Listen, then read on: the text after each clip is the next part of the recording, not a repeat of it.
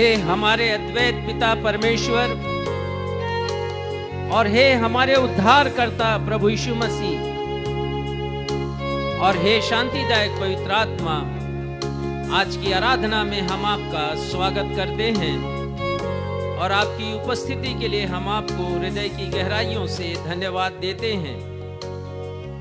भजनकार स्तुति का गीत लिखते हुए कहते हुए लिखते हैं, हे धर्मियों यहोवा के कारण जय जयकार करो, क्योंकि धर्मी लोगों को स्तुति करना शोभा देता है। वीणा दस्तार वाली सारंगी बजा बजा कर उसका भजन गाओ, उसके लिए नया गीत गाओ। जय जयकार के साथ भली भांति अपने वाद्य यंत्रों को बजाओ और परमेश्वर की आराधना करो अपने होठों से। तो आइए हम इस गीत के साथ परमेश्वर पिता की आराधना करें और आज की रविवारी आराधना का प्रारंभ करें। दिल से आराधना करूं मैं, इस जुबान से नाम तेरा ही लूं मैं। दिल से आराधना करूं मैं, इस जुबान से नाम तेरा ही लूं मैं। पूरे दिल से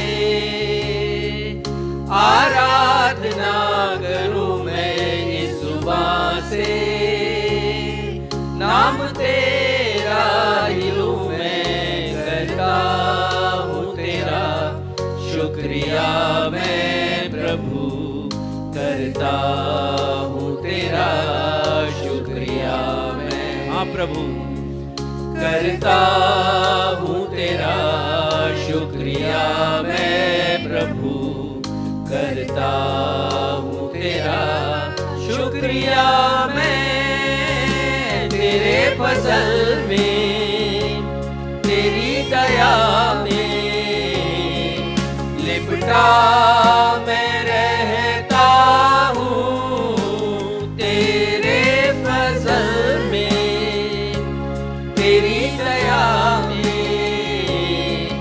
लिपटा मैं रहता हूँ, मैं रहता हूँ, मैं रहता हूँ।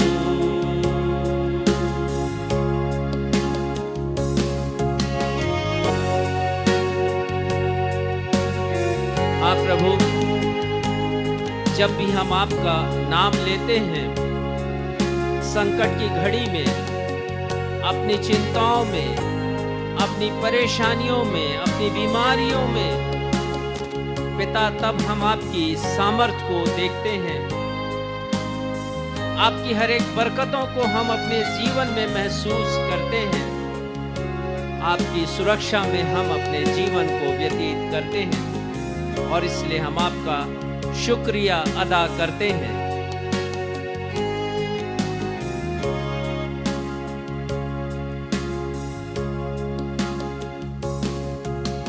जब लेता हूँ मैं नाम तेरा, तेरी सामर्थ को तब मैं देखता हूँ। तुझसे मिली हर बरकत मुझे महफूज तेरे संग में रहता हूँ। जब लेता हूँ मैं नाम तेरा, तेरी सामर्थ को तब मैं देखता हूँ। तुझसे मिली हर बरकत मुझे महफूज तेरे संग में रहता हूँ। करता हूँ तेरा शुक्रिया मैं प्रभु, करता हूँ तेरा शुक्रिया मैं। करता हूँ तेरा शुक्रिया मैं प्रभु, करता हूँ तेरा शुक्रिया मैं तेरे फजल में, तेरी दया में लिपटा मैं रहता हूँ, तेरे फजल में, तेरी दया में लिपटा मैं रहता हूँ, मैं रहता हूँ, मैं रहता हूँ।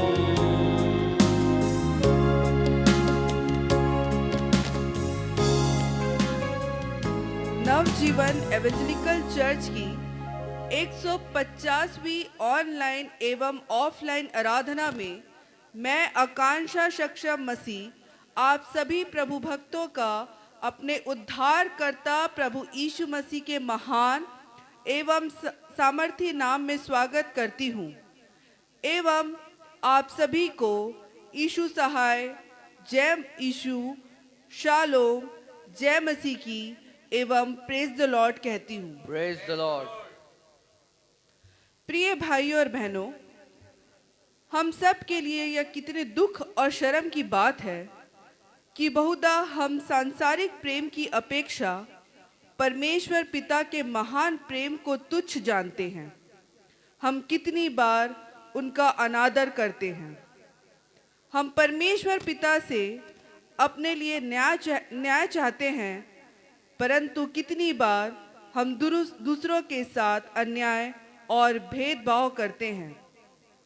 कितनी बार हम संसार की तुच्छ बातों को प्राथमिकता देते और परमेश्वर को नगण्य जानते हैं। कितनी बार हम छोटी छोटी महत्वहीन बातों की चिंता करते, परंतु परमेश्वर की संगति में रहने और उनकी सेवा करने का थोड़ा भी ख्याल अपने विचार में नहीं लाते हैं। हम कितनी बार सांसारिक रूप से ऊंचा उठने के लिए भरसक कोशिश करते, परंतु आत्मा की गिरावट या पतन की कुछ भी चिंता नहीं करते हैं। आज हमारे पास्टर साहब इन्हीं सब बातों को लेकर मलाकी नबी की किताब से उन 7 कारणों की व्याख्या करेंगे जिनके कारण हमारा आत्मिक पतन या गिरावट होता है। वे आपको बतलाएंगे कि हम उन 7 आत्मिक पतन के कारणों को दूर कर आत्मिक जीवन में कैसे उन्नति कर सकते हैं। आइए इस समय हम आज के संदेश से ताल्लुक रखता हुआ एक गीत गाएं जिसके शब्द हैं, मेरे जीवन का मकसद तू है, मेरे जीने का कारण तू है, मैं जीऊं या मरूं सिर्फ तेरे लिए, तू मेरे मसीह।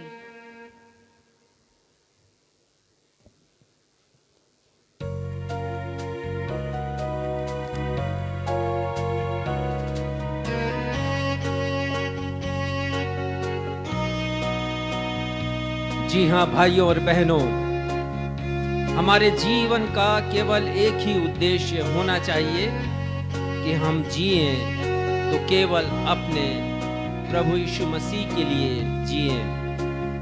संत पौलुस कहते हैं, मेरे लिए जीवित रहना मसीह और मर जाना लाभ है। मैं चाहे जीऊं या मरूं, वो केवल प्रभु यीशु मसीह के लिए, वो मेरा प्रभु है।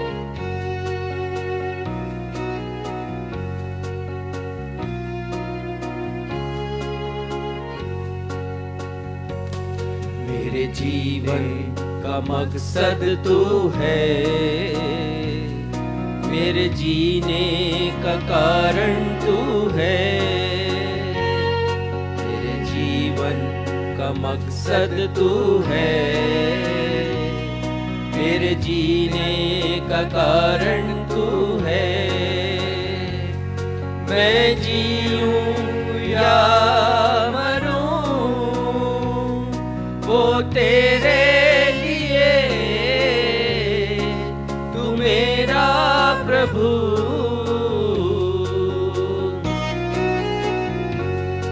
मेरे जीवन का मकसद तू है, मेरे जीने का कारण तू है। मैं जीऊं या मरूं वो तेरे लिए, तू मेरा प्रभु।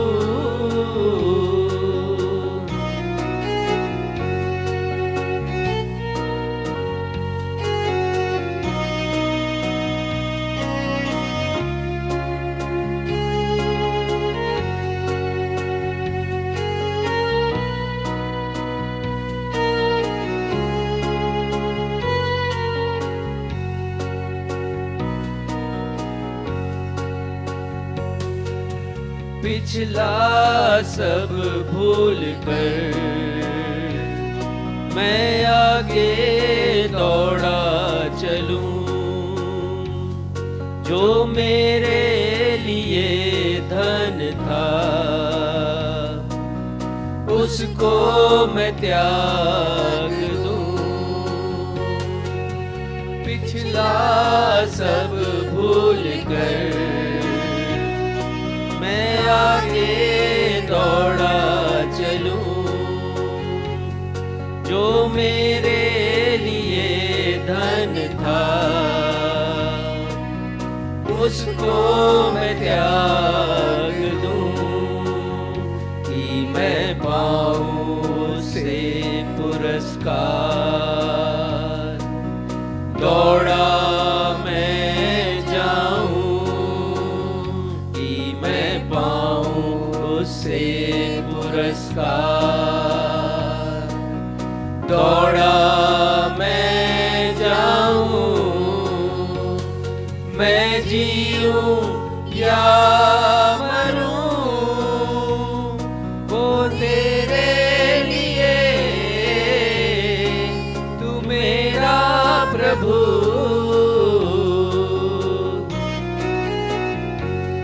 मेरे जीवन का मकसद तू है, मेरे जीने का कारण तू है।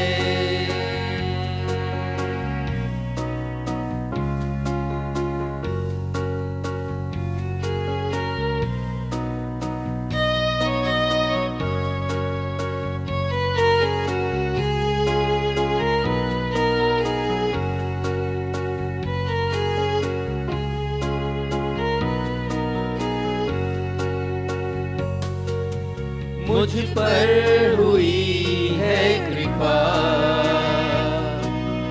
बेकार न जाने दूं, जिसने मुझे है चुना उसकी ओर मैं बढ़ूं। मुझ पर हुई है कृपा, बेकार न जाने दूं, जिसने मुझे है चुना उसकी ओर मैं बढ़ूं। देखूं तेरी सलीब पर खींचा मैं जाऊं,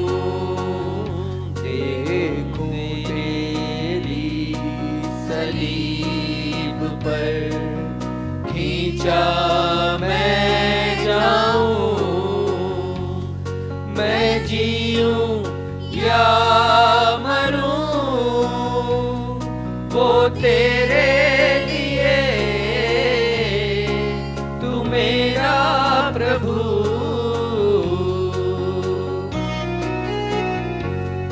मेरे जीवन का मकसद तू है, मेरे जीने का कारण तू है। मैं जीऊं या मरूं वो तेरे लिए, तू मेरा प्रभु, तू मेरा प्रभु।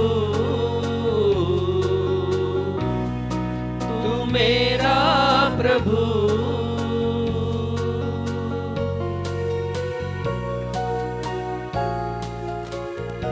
हम इसी स्थिति में रहते हुए उत्तरवादी पाठ के लिए निकाल लेंगे भजन संहिता अध्याय 86 पद 1 से लेकर 13 तक, जिसे पढ़ने में अगुवाई मिस्टर सक्षम मसीह करेंगे। भजन संहिता अध्याय 86 पद 1 से लेकर 13 तक।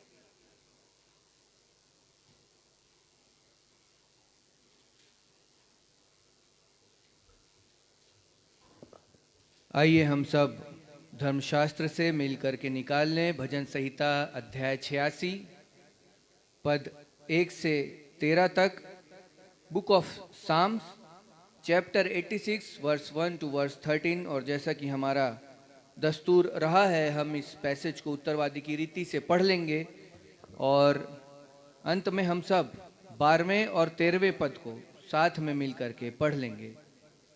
भजन संहिता 86 पद 1 से 13।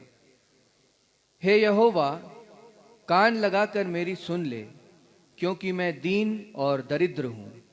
मेरे प्राण की रक्षा कर, क्योंकि मैं भक्त हूँ। तू मेरा परमेश्वर है, इसलिए अपने दास का, जिसका भरोसा तुझ पर है, उद्धार कर।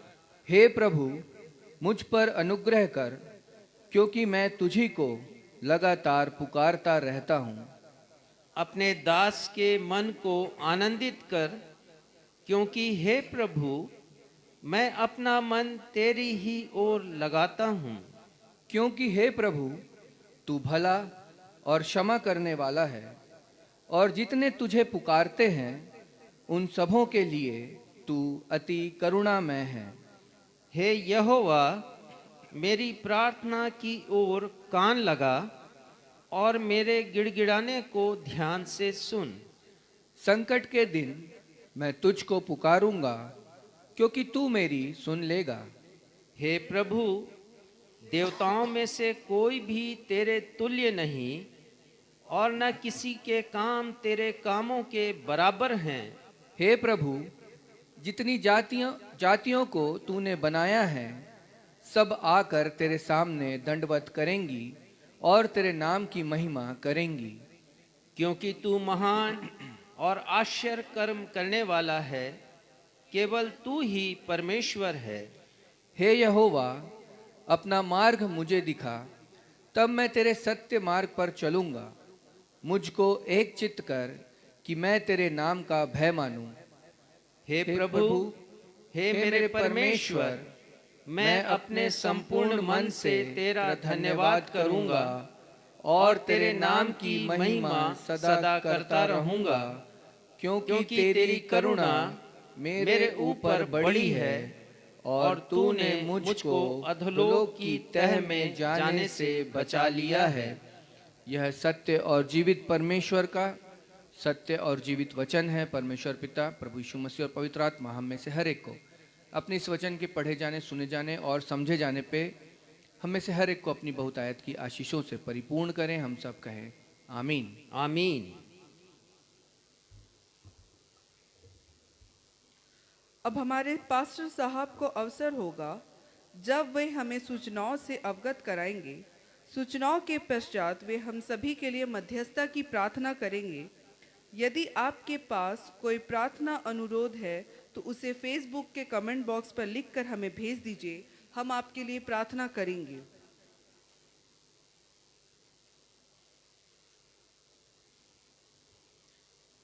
नवजीवन इवेंजलिकल चर्च की 150वीं ऑन एवं ऑफलाइन आराधना में मैं आप सभी का स्वागत करता हूं और आप सभी को मैं प्रेज द लॉर्ड कहता हूं। Praise the Lord. सूचना इस प्रकार से है। दिनांक 9 जुलाई रविवार को, मतलब आने वाले रविवार को, भिक्षावृत्ति पर आश्रित 200 कुष्ठ रोगियों, दिव्यांगों, लाचारों को बहन उषा रानी दास की ओर से उनके जन्म दिवस की खुशी में भोजन कराया जाएगा। यदि आप भी अपने पारिवारिक खुशियों को प्रभु यीशु मसीह की आज्ञा के अनुसार ऐसे अभावग्रस्त लोगों के साथ बांटना चाहते हैं तो कृपया मुझसे संपर्क कीजिएगा। हम पिछले सप्ताह इस भोजन का वितरण करने वाले थे, लेकिन किसी कारणवश हम इसका वितरण उस दिन हम नहीं कर पाए हैं, इसलिए 9 जुलाई को हम इस अच्छे कार्य को संपादित करेंगे।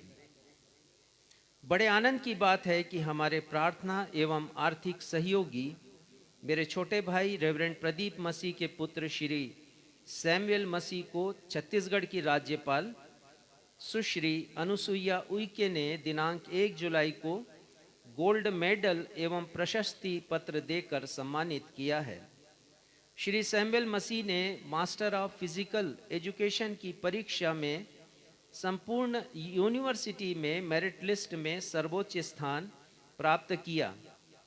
हम इस सफलता का सारा श्रेय अपने पिता परमेश्वर को प्रदान करते हैं एवं अपने बेटे सैमुअल मसीह के उज्जवल भविष्य के लिए प्रार्थना करते हैं। प्रार्थना अनुरोध इस प्रकार से हैं। हम प्रार्थना करते हैं मिस्टर रत्नेश लक्ष्मण की मम्मी तथा भाई अलेक्जेंडर पॉल की मम्मी के लिए, जो इन दिनों बीमार हैं, बीमारी के बिस्तर पर हैं। परमेश्वर पिता से हम इनकी चंगाई की प्रार्थना करते हैं। साथ ही हम प्रार्थना करते हैं मिसेस पुष्पा जेकब चाको के लिए, वे भी बीमारी के बिस्तर पर हैं। परमेश्वर पिता उन्हें भी चंगाई दें और उनके बीमारी के बिस्तर को पलट दें।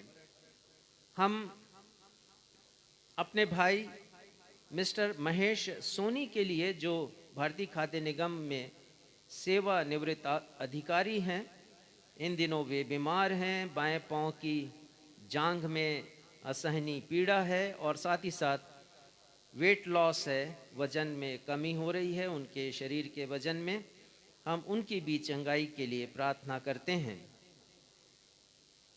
हम प्रार्थना करते हैं भाई राजू के लिए, वो किराना दुकान चलाते हैं और हम प्रार्थना करते हैं परमेश्वर पिता से कि वे सारे उन बंधनों को जो उनके इस व्यवसाय पर बाधा उत्पन्न करते हैं, परमेश्वर पिता उन सारे बंधनों को दूर करें, उन्हें आज़ाद करें और ताकि वो दुकान उनकी अच्छे से चल सके।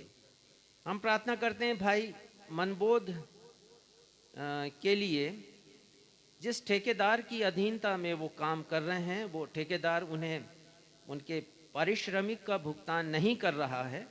हम परमेश्वर पिता से प्रार्थना करते हैं कि जो कुछ भी मेहनत उन्होंने किया है और उनका पारिश्रमिक बनता है, वो उन्हें शीघ्र मिल सके। धन्यवाद के विषय इस प्रकार से हैं।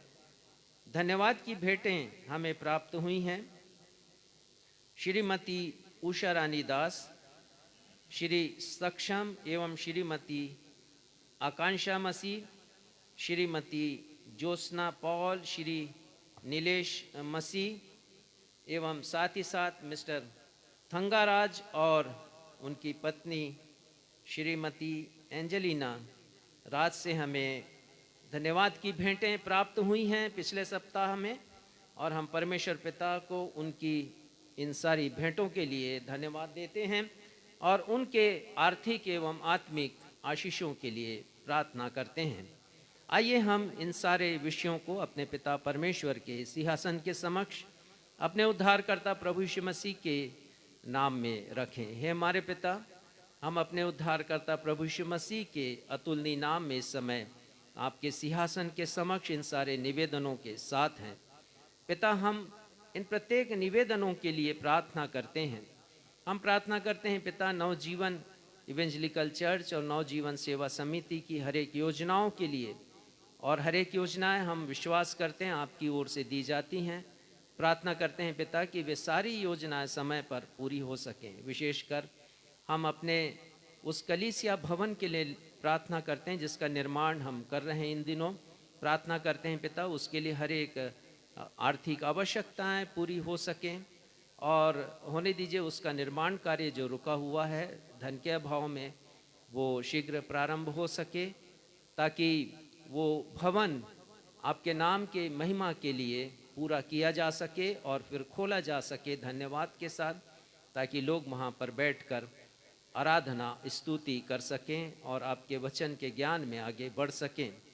उसी प्रकार पिता, आने वाले रविवार को जब हम भोजन के पैकेट बांटते हैं, उस कार्य पर भी आशीष का हाथ तो पिता बहन उषा रानी दास के लिए प्रार्थना करते हैं, जिन्होंने अपने पेंशन की राशि में से हमें उस भेंट को दिया है, ताकि हम परमेश्वर का प्रेम जो उनके हृदय में है उसे हम उन लोगों के मध्य में बांट सकें जो कि अभाव में अपने जीवन को व्यतीत करते हैं।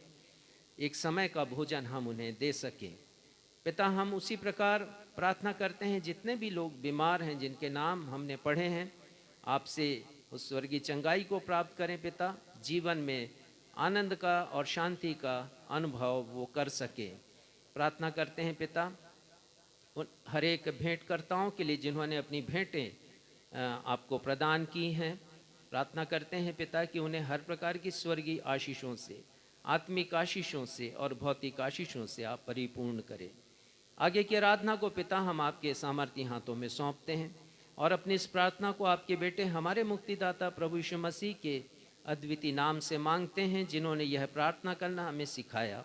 हे हमारे पिता, आप जो स्वर्ग में हैं, आपका नाम पवित्र माना जाए, आपका राज्य आए, आपकी इच्छा जैसे स्वर्ग में पूरी होती है वैसे इस पृथ्वी पर भी पूरी हो, और जैसे हमने अपने अपराधियों को क्षमा किया वैसे हमारे अपराधों को क्षमा कीजिए। हमें परीक्षा में नहीं डालिए बल्कि बुराई से बचाइए, क्योंकि राज, पराक्रम और महिमा सदा आपके हैं।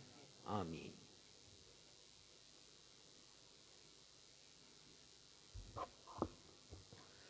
अब हम सभी के लिए अवसर होगा जब हम अपनी अपनी भेंटों एवं धन्यवादी भेंटों को परमेश्वर पिता के नाम की महिमा और उनके स्वर्गीय राज्य की योजनाओं को पूरा करने के लिए अर्पित करेंगे। यदि हमारे दर्शक भी अपनी भेंटों को हमारी कलीसिया के द्वारा किए जा रहे सेवा के कार्यों तथा सुसमाचार प्रचार के कार्यों के लिए अर्पित करना चाहते हैं, तो वे कृपया हमारे पास्टर साहब से उनके मोबाइल नंबर 9425227003 मैं एक बार और रिपीट करूंगी, 9425227003 पर संपर्क कर सकते हैं। आइए भेंटों को अर्पित करते समय हम एक गीत गाएं जिसके शब्द हैं, प्रभु तेरा प्यार सागर से भी है गहरा, तू है महान आसमानों से ऊंचा।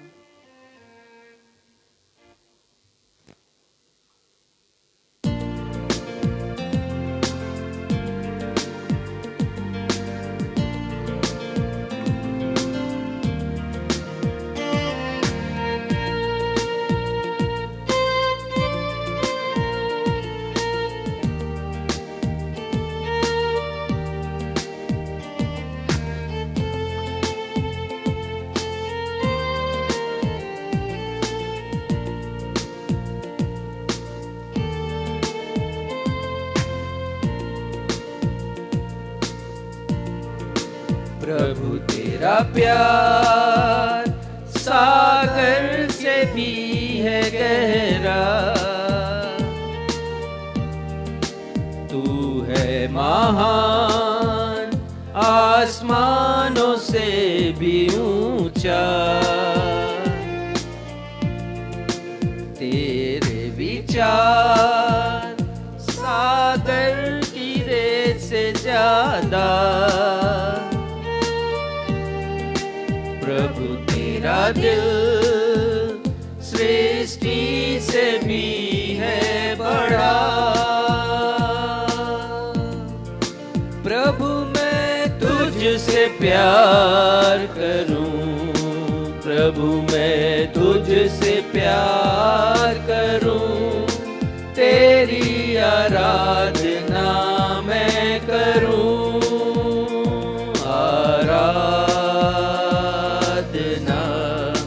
प्रभु तू ही है महान, तू है महान, सिर्फ तू और कोई नहीं, सिर्फ तू और कोई नहीं।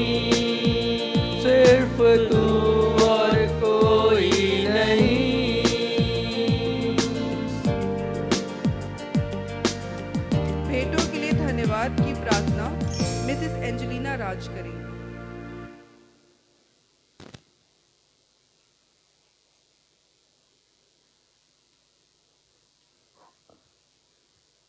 आइए प्रार्थना में जाएंगे। धन्यवाद धन्यवाद धन्यवाद करते प्रभु जी, सारी आशीषों के सोते एक बार फिर प्रभु जी इस जुलाई माह के प्रथम रविवार को आपने हम सबों को दिखाया प्रभु जी, हम सबों को जीवितों की ज़मीन में जीवित रखा प्रभु जी, ताकि इस साल के प्रभु जी जबकि हमने सब ने एक सातवें परिपूर्णता के माह में प्रवेश किया है और ये प्रथम रविवार में प्रभु जी जबकि हम सब आपके आराधनालयों में जाकर आपकी आराधना स्तुति करने पाए हैं, इसलिए हम आपको धन्यवाद देते हैं प्रभु जी। सारे लोगों की प्रभु जी आशीषों को प्रभु जी जो आपने हम सबों के जीवन में दिया है, धन्यवाद देते हैं प्रभु जी। आपने बढ़ चढ़ कर हमारे जीवनों में आशीषें बहुतायत से बरसाई हैं प्रभु जी, और प्रभु जी अपरंपार बारिश के लिए प्रभु जी जो आप हमारे जीवनों में बरसाते हैं, इसलिए हम आपको धन्यवाद देते हैं प्रभु जी। हम लोग प्रभु जी आपको कुछ भी नहीं दे सकते हैं, केवल और केवल धन्यवाद की प्रार्थना और धन्यवाद रूपी ओंठों का बलिदान हम आपको चढ़ाते हैं प्रभु जी। और प्रभु जी जो भी आपने हमें रोजगार के साधन दिए प्रभु जी, उनमें से बहुत थोड़ा अंश प्रभु जी जबकि हम आपके कार्य के लिए चढ़ाते हैं प्रभु जी,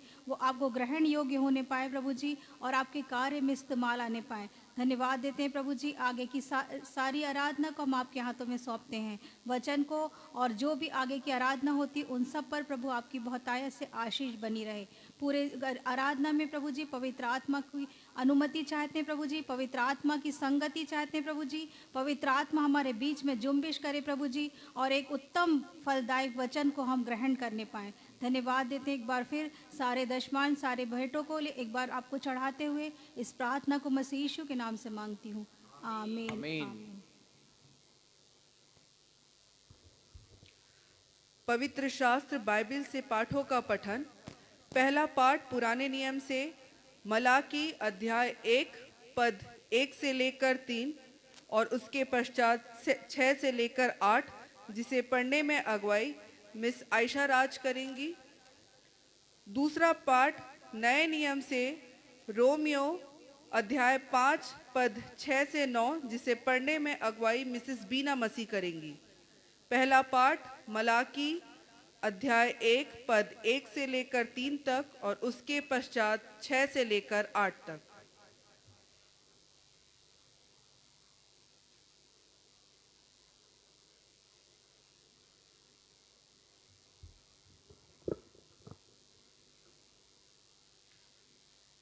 मलाकी 1 उसका 1। मलाकी के द्वारा इज़राइल के विषय में कहा हुआ यहोवा का भारी वचन। यहोवा यह कहता है, मैंने तुमसे प्रेम किया है, परंतु तुम पूछते हो तुमने किस बात में हमसे प्रेम किया है। यहोवा की यह वाणी है, क्या एसाव याकूब का भाई न था, तो भी मैंने याकूब से प्रेम किया, परंतु एसाव तो अप्रिय जानकर उसके पहाड़ों को उजाड़ डाला और उसकी पैतृक भूमि को जंगल के गीदड़ों का स्थान बना दिया है।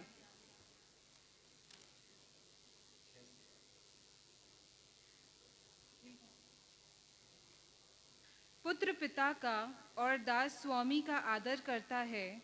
यदि मैं पिता हूँ तो मेरा आदर कहाँ है, और यदि मैं स्वामी हूँ तो मेरा भय मानना कहाँ है।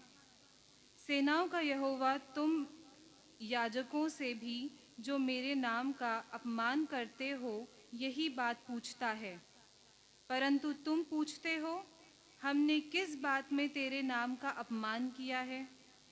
तुम मेरी वेदी पर अशुद्ध भोजन चढ़ाते हो, तो भी तुम पूछते हो, हम किस बात में तुझे अशुद्ध ठहराते हैं। इस बात में भी कि तुम कहते हो, यहोवा की मेज तुच्छ है। जब तुम अंधे पशु को बलि करने के लिए समीप ले आते हो, तो क्या यह बुरा नहीं। जब तुम लंगड़े या रोगी पशु को ले आते हो, तो क्या यह बुरा नहीं। अपने हाकिम के पास ऐसी भेंट ले जाओ, क्या वह तुमसे प्रसन्न होगा। या तुमको अनुग्रह करेगा? सेनाओं के यहोवा का यही वचन है।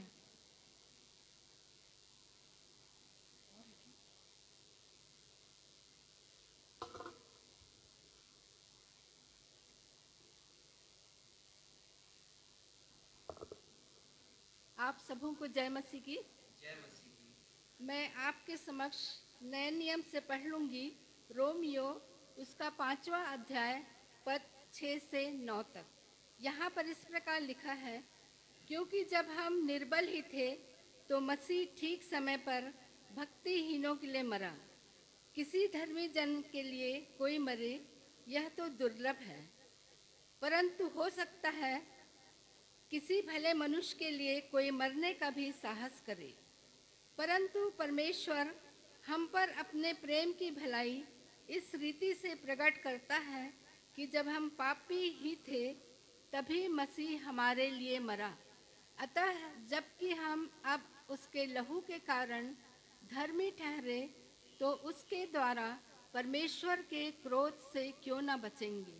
क्योंकि बैरी होने की दशा में उसके पुत्र की मृत्यु के द्वारा हमारा मेल परमेश्वर के साथ हुआ, तो फिर मेल हो जाने पर उसके जीवन के कारण हम उद्धार क्यों न पाएंगे। केवल यही नहीं, परंतु हम अपने प्रभु यीशु मसीह के द्वारा, जिसके द्वारा हमारा मेल हुआ है, परमेश्वर में आनंदित होते हैं। यह परमेश्वर का जीवित एवं सत्य वचन है। परमेश्वर इसके सुने एवं पढ़े जाने पर हम सबों को आशीष प्रदान करें। हम सब कहें आमीन।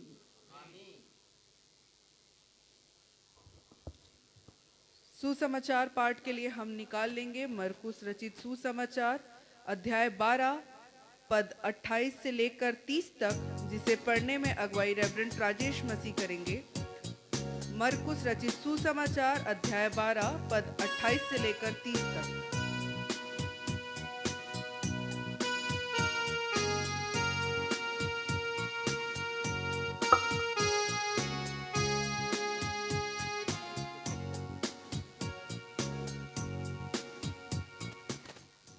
आज का सुसमाचार का पाठ मरकुस रचित सुसमाचार 12वां अध्याय, उसकी पद संख्या 28 से पद संख्या 30 तक। और यहाँ इस प्रकार लिखा है, शास्त्रियों में से एक ने आकर उन्हें विवाद करते सुना और यह जान करके कि प्रभु यीशु मसीह ने उन्हें अच्छी रीति से उत्तर दिया, यीशु से पूछा, सबसे मुख्य आज्ञा कौन सी है? यीशु ने उसे उत्तर दिया, सब आज्ञाओं में से मुख्य है, हे इस्राएल सुन, प्रभु हमारा परमेश्वर एक ही प्रभु है, और तू प्रभु अपने परमेश्वर से अपने सारे मन से और अपने सारे प्राण से और अपने सारी बुद्धि से और अपनी सारी शक्ति से प्रेम रखना। ये प्रभु यीशु ख्रिस्ट का सुसमाचार है। हे प्रभु यीशु ख्रिस्ट, आपके नाम की महिमा हो और हम सब कहें आमीन। आमीन।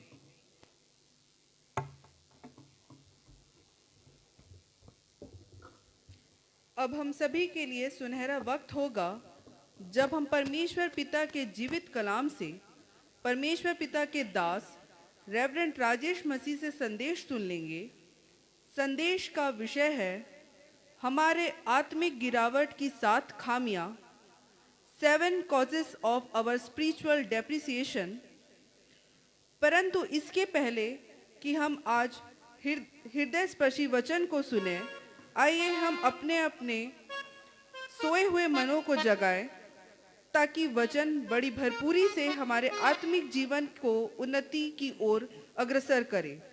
गीत के शब्द है, एक आग हर दिल में हमको जलाना है, भटके हुए जीवन को प्रभु से मिलाना है।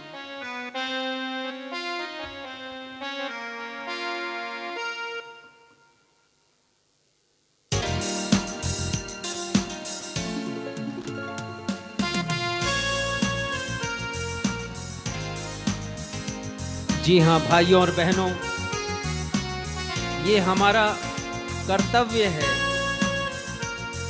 कि हम हर एक भटके हुए को,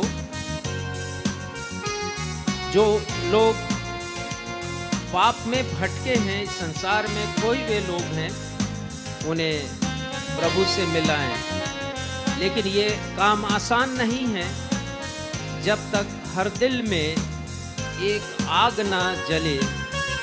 वो आग जो हमारे जीवन को पवित्र करती है, वो आग जो हमें प्रेरणा देती है, वो आग जो हमें साहस देती है, हर एक हृदय में हमें जलाना है।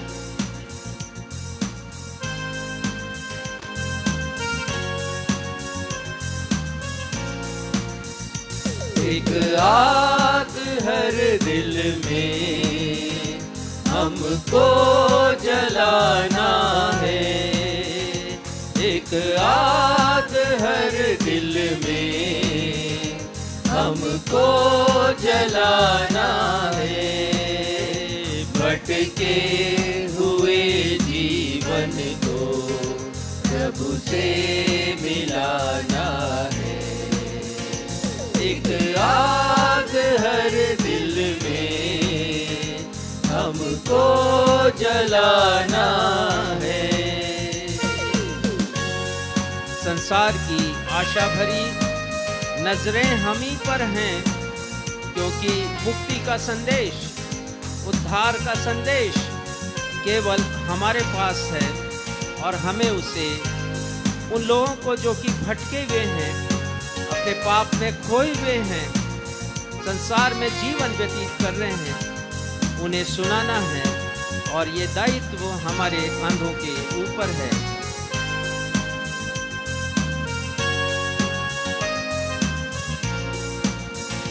संसार की आशा भरी नजरें हमी पर हैं।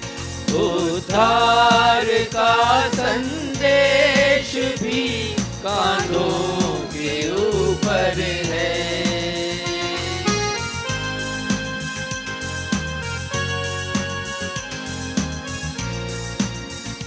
संसार की आशा भरी नजरें हमी पर हैं।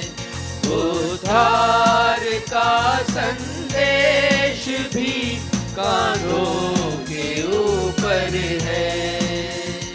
एक दीप से लाखों दिए हमको जलाना है। भटके हुए जीवन को प्रभु से मिलाना है। एक आग हर दिल में हमको जलाना है। भटके हुए जीवन को प्रभु से मिलाना है। एक आग हर दिल में।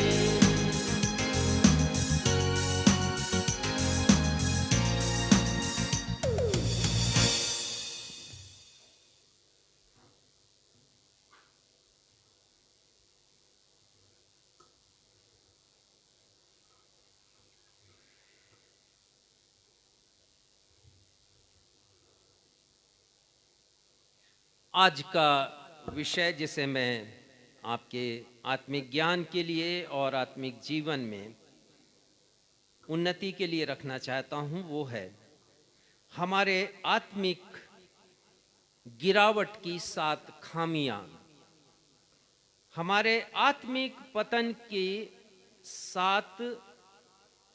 7 कारण, आत्मिक पतन के 7 कारण या 7 चूक या 7 कमियां, 7 causes of our spiritual depreciation। आत्मिक मूल्य या गुणों का क्रमशः धीरे धीरे गिरते जाना।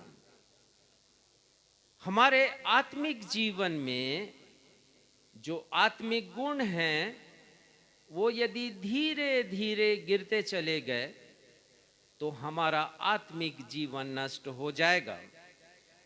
और वो 7 बातें या 7 कारण क्या क्या हैं, 7 खामियां क्या क्या हैं, आज के बाद कुछ रविवार हम इन विषयों पर विचार करेंगे।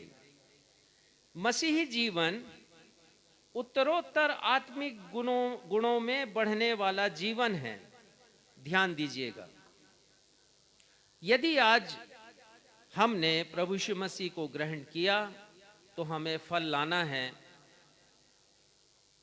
30 गुना, और फिर आत्मिक फलों से हमें लदते रहना है, कल 60 गुना, और उसके बाद 100 गुना फल हमें लाना है। फलवंत होना मसीही जीवन की निशानी है, लेकिन शैतान नहीं चाहता कि एक मसीही का जीवन फलवंत हो। इसलिए वह एक मसीही को अनेक प्रकार की परीक्षाओं में डालकर आत्मिक फलों या गुणों में गिरावट लेकर आता है। आत्मिक फलों या गुणों में अवमूल्यन लाता है, आत्मिक मूल्य की कमी होती है।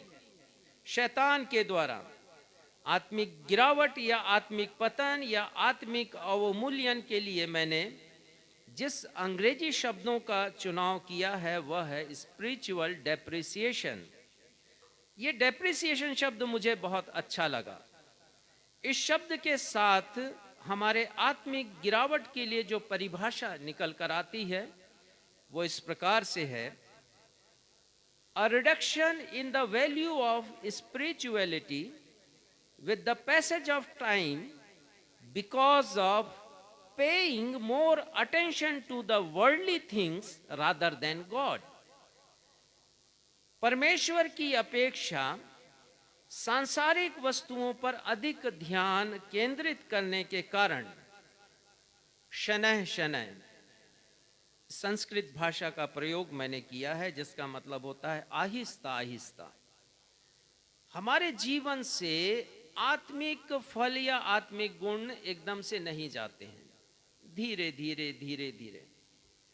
जिस प्रकार हम आत्मिक गुणों में उन्नति करते हैं, आगे बढ़ते हैं, एकदम से नहीं बढ़ पाते, अनुभव धीरे धीरे बढ़ता है हमारा, उसी प्रकार आत्मिक जीवन में अवनति अर्थात डाउनफॉल धीरे धीरे शनैः शनैः आहिस्ता आहिस्ता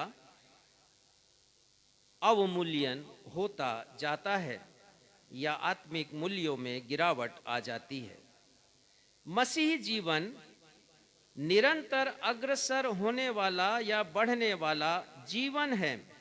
और आज हमने कुछ गीत भी गाए हैं और उन गीतों में भी हमने इसी आशय के साथ चयन किया है उन गीतों का। जैसे हमने गाया हमारे जीवन का मकसद केवल यीशु है, हमारे जीने का कारण भी वो है। और हमने गाया पिछला सब भूल कर मैं आगे दौड़ा चलूं। हमारा मसीही जीवन आगे बढ़ने वाला जीवन है।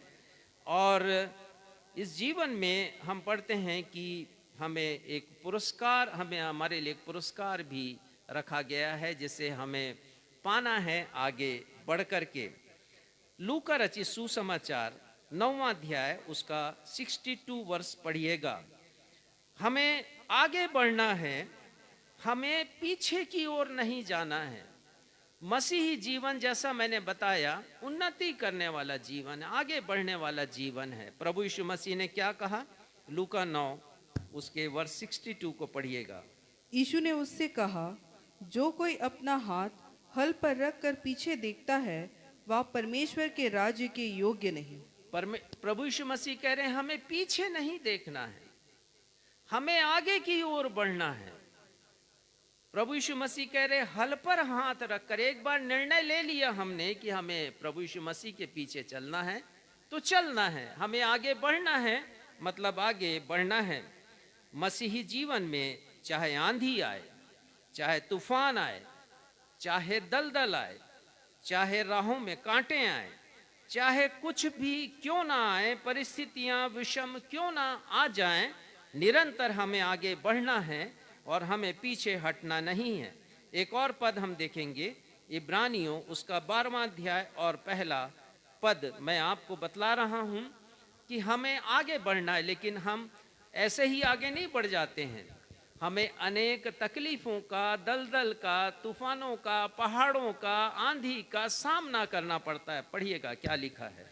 इस कारण जबकि गवाहों का एक ऐसा बड़ा बादल हमको घेरे हुए हैं, तो आओ हर एक रोकने वाली वस्तु और उलझाने वाले पाप को दूर करके वह दौड़ जिसमें हमें दौड़ना है, धीरज से दौड़े। उस दौड़ में जिसे हमें दौड़ना है, तो हर मसीही एक दौड़ में शामिल है और उसे आगे की ओर बढ़ना है। और इब्रानी के लेखक लिखते हैं, हर एक रोकने वाली वस्तु, क्योंकि बहुत सी लुभावने वाली बातें ही संसार में और उलझाने वाली भी बातें ही संसार में उलझा देती हैं। शैतान का तो काम ही है हमें रोक दे इस दौड़ में आगे बढ़ने से, वो रोक दे और उस पुरस्कार को जो मेरे और आपके लिए रखा है हम ना पा सकें। और ये एप्रिसिएशन है। मैं बात कर रहा था डिप्रिसिएशन की। डिप्रिसिएशन मतलब दौड़ में पीछे हो जाना, पीछे की तरफ चले जाना, गिरावट आ जाना आत्मिक मूल्यों में। और हमें इस बात का ध्यान रखना है कि हमें एप्रिसिएशन पाना है अपने प्रभु यीशु मसीह से, न कि हम डेप्रिसिएशन पाएं, अब हमारा अवमूल्यन हो। लेकिन मलाकी नबी के समय यहूदी प्रजा के आत्मिक मूल्यों में गिरावट आ गई थी। और जब ऐसा हुआ तो परमेश्वर पिता ने मलाकी नबी के द्वारा स्वयं अपनी प्रजा से बातें की। ये बड़ी अद्भुत बात है। हमारा परमेश्वर अद्भुत है, वंडरफुल है। जब हम पीछे की ओर जाते हैं तो परमेश्वर चाहते हैं कि हम ना जाएं और वो हमसे बातचीत करते हैं, ठीक ऐसे ही जैसे उन्होंने मलाकी नबी के द्वारा अपनी प्रजा से बातें की। परमेश्वर पिता ने उनके आत्मिक गिरावट की 7 खामियों के विषय में बताया। पवित्र आत्मा की प्रेरणा से मलाकी नबी ने उन 7 आत्मिक पतन या 7 आत्मिक चूक या 7 आत्मिक त्रुटियों का बड़ी खूबसूरती से वर्णन किया है। आज से अर्थात आज के रविवार से कुछ आने वाले रविवार तक हम उन्हीं बातों पर मनन करेंगे। आत्मिक गिरावट के 7 कारणों को मैंने मलाकी की किताब से लिया है। कुछ भूमिका मैं बताना चाहूँगा। मलाकी नबी की किताब, जैसा आप सब जानते हैं, पुराने नियम की अंतिम किताब है। किताब के लिखे जाने का कुछ मैं इतिहास भी बताऊंगा। ये किताब प्रभु यीशु मसीह के पूर्व 445 से 432 वर्ष पहले लिखी गई। ईसा पूर्व सन 520 में यहूदियों का प्रथम जत्था एजरा के नेतृत्व में बाबुल या बेबीलोन से आज़ाद होकर अपने देश में पहुंचा। हम सब जानते हैं कि यहूदी लोग बंधुआई में चले गए थे। राजा नबूकदनेस्सर के द्वारा वो उनका देश फतह किया गया और राजा नबूकदनेस्सर ने जितने भी यहूदी थे उन सभी को बंधुआ बनाकर, गुलाम बनाकर अपने देश बेबीलोन में पहुंचाया था। परंतु इन्हें आज़ादी मिली 70 वर्ष के बाद, और जब ये आज़ाद हुए तो सुलेमान राजा के द्वारा बनाए गए मंदिर को, जो कि ध्वस्त हो चुका था, इन 70 वर्षों में उन्होंने उसका पुनर्निर्माण किया, जिसका विवरण हम एजरा की किताब में पढ़ते हैं। प्रभु यीशु मसीह के पहले 450 वर्ष पहले या ईसा पूर्व सन 450 में एक दूसरा जत्था नेहमिया के नेतृत्व में आजाद होकर अपने देश लौट आया और इन्होंने यरूशलेम शहर की टूटी फूटी शहरपना और जले हुए तथा ध्वस्त किए गए 12 फाटकों की मरम्मत की और उन्हें फिर से खड़ा किया। अर्थात टूटी फूटी शहरपनाह का पुनर्निर्माण, और जो फाटक जल गए थे, तोड़ दिए गए थे, उन्हें उन्होंने फिर से खड़ा किया मरम्मत करने के बाद। और इसी के बाद मलाकी ने अपनी इस किताब को लिखा जिसे हम मलाकी के नाम से जानते हैं। मलाकी भविष्यद्वक्ता के समय में स्वदेश लौटे लोगों से जन्म नई पीढ़ी के बच्चों ने गुलामी की उन तकलीफों को नहीं भोगा था जिनसे होकर उनके माता पिता गुजरे थे, और परिणाम यह हुआ कि नई पीढ़ी के लोगों के आत्मिक जीवन में शनय शनय अर्थात धीरे धीरे आहिस्ता आहिस्ता गिरावट आती गई। जो बच्चे उत्पन्न हुए बंधुआई से आने के बाद या बंधुआई के थोड़े समय पहले उत्पन्न हुए जो नई पीढ़ी के बच्चे थे, उनके आत्मिक जीवन में गिरावट आई। नई पीढ़ी के लोगों के लिए उस समय के याजक, तत्कालीन याजक भी ठोकर खाने का कारण बने। हम इसका विवरण पढ़ते हैं मलाकी 2 और उसके 7वें और 9वें पद में, और हम देखते हैं कि कैसे जो याजक थे जिनका दायित्व था समाज को संभालने का, लोगों को आत्मिक ज्ञान देने का, व्यवस्था में लिखी हुई बातों को पूरा करने का, वो खुद बैकस्लाइड हो गए थे। पढ़िएगा मलाकी 2, 7 और 9। क्योंकि याजक को चाहिए कि वह अपने ओटों से ज्ञान की रक्षा करे और लोग उसके मुंह से व्यवस्था पूछे, क्योंकि वह सेनाओं के यहोवा का दूत है। 8वां पद। परंतु तुम लोग धर्म के मार्ग से ही हट गए, तुम बहुतों के लिए व्यवस्था के विषय में ठोकर का कारण हुए। तुमने लेवी की वाचा को तोड़ दिया है, सेनाओं के यहोवा की यही वचन है। परमेश्वर का वचन कह रहा है यहाँ पर कि लोग याजक भी अपने मार्ग से हट गए, और याजक जिनका काम था परमेश्वर का ज्ञान प्रजा को देने का, याजक जिनका काम था कि व्यवस्था में लिखी हुई विधि को पूरी करने का, वो स्वयं ही मार्ग से भटक गए। और आगे लिखा 8वें पद में, तुम बहुतों के लिए व्यवस्था के विषय में ठोकर का कारण बन गए। तो ना सिर्फ नई पीढ़ी के लोगों के आत्मिक ज्ञान में गिरावट आई, उसका अवमूल्यन हुआ, परंतु याजक भी उनका जो कार्य था उसमें वो हट गए। लिखा है अपने मार्ग से पीछे वे लोग हट गए। उपरोक्त 2 महत्वपूर्ण घटनाओं के पश्चात, 2 महत्वपूर्ण घटनाएं कौन सी जिसे मैंने बताया? पहला तो ये कि एजरा के नेतृत्व में उन्होंने मंदिर को बनाया, और नेहम्याह के नेतृत्व में उन्होंने यरूशलेम के शहर पनाह को बनाया और ध्वस्त फाटकों का पुनर्निर्माण उन्होंने किया। तो उपरोक्त 2 महत्वपूर्ण घटनाओं के पश्चात परमेश्वर पिता ने मलाकी से कहा कि वे याजकों तथा यहूदी लोगों को उनके आत्मिक जीवन में लगातार होने वाले गिरावट के विषय में बताएं। अब आश्चर्य की बात तो ये है कि जैसा होता आया है, उस समय के यहूदी भी अपनी आत्मिक खामियों को मानने को तैयार नहीं थे।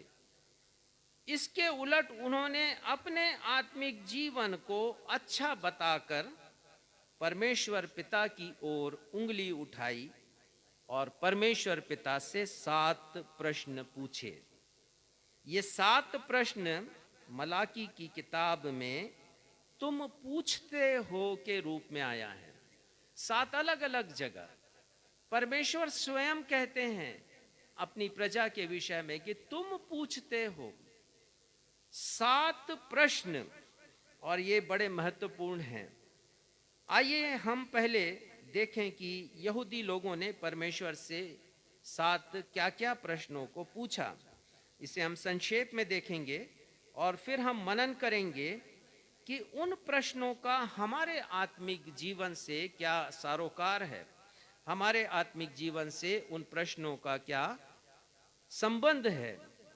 परमेश्वर पिता से यहूदियों के द्वारा पूछे गए 7 प्रश्न। पहला प्रश्न पढ़िएगा, मलाकी पहला अध्याय उसका 2 पद।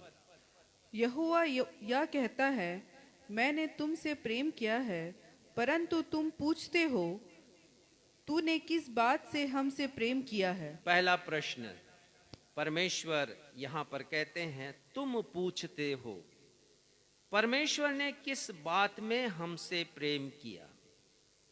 ये बड़ा आश्चर्यजनक है कि लोग पूछ रहे हैं परमेश्वर से कि परमेश्वर पिता, किस बात में आपने हमसे प्रेम किया है। इसकी व्याख्या मैं बाद में करूंगा। दूसरा प्रश्न पहले अध्याय का ही 6वां पद है और यहाँ पर हम पढ़ते हैं कि परमेश्वर पिता कहते हैं, तुम पूछते हो हमने किस बात में परमेश्वर का अपमान किया है। लोग पूछ रहे हैं परमेश्वर पिता से कि भला बताइए, हम तो आपका मान सम्मान आदर करते हैं, किस बात में हमने आपका अपमान किया है। और 7वें पद में लिखा है, पढ़िएगा, पहला अध्याय 7वां पद।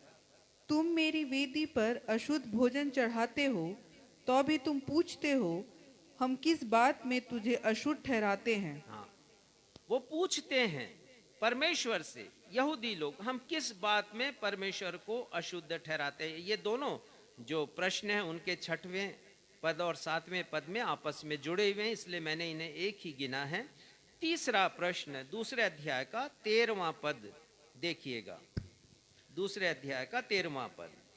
फिर तुमने यह दूसरा काम किया है कि तुमने यहोवा की वेदी को रोकने वालों और आहे भरने वालों के आंसुओं से भिगो दिया है, यहाँ तक कि वह तुम्हारी भेंट की ओर दृष्टि तक नहीं करता और ना प्रसन्न होकर उसको तुम्हारे हाथ से ग्रहण करता है।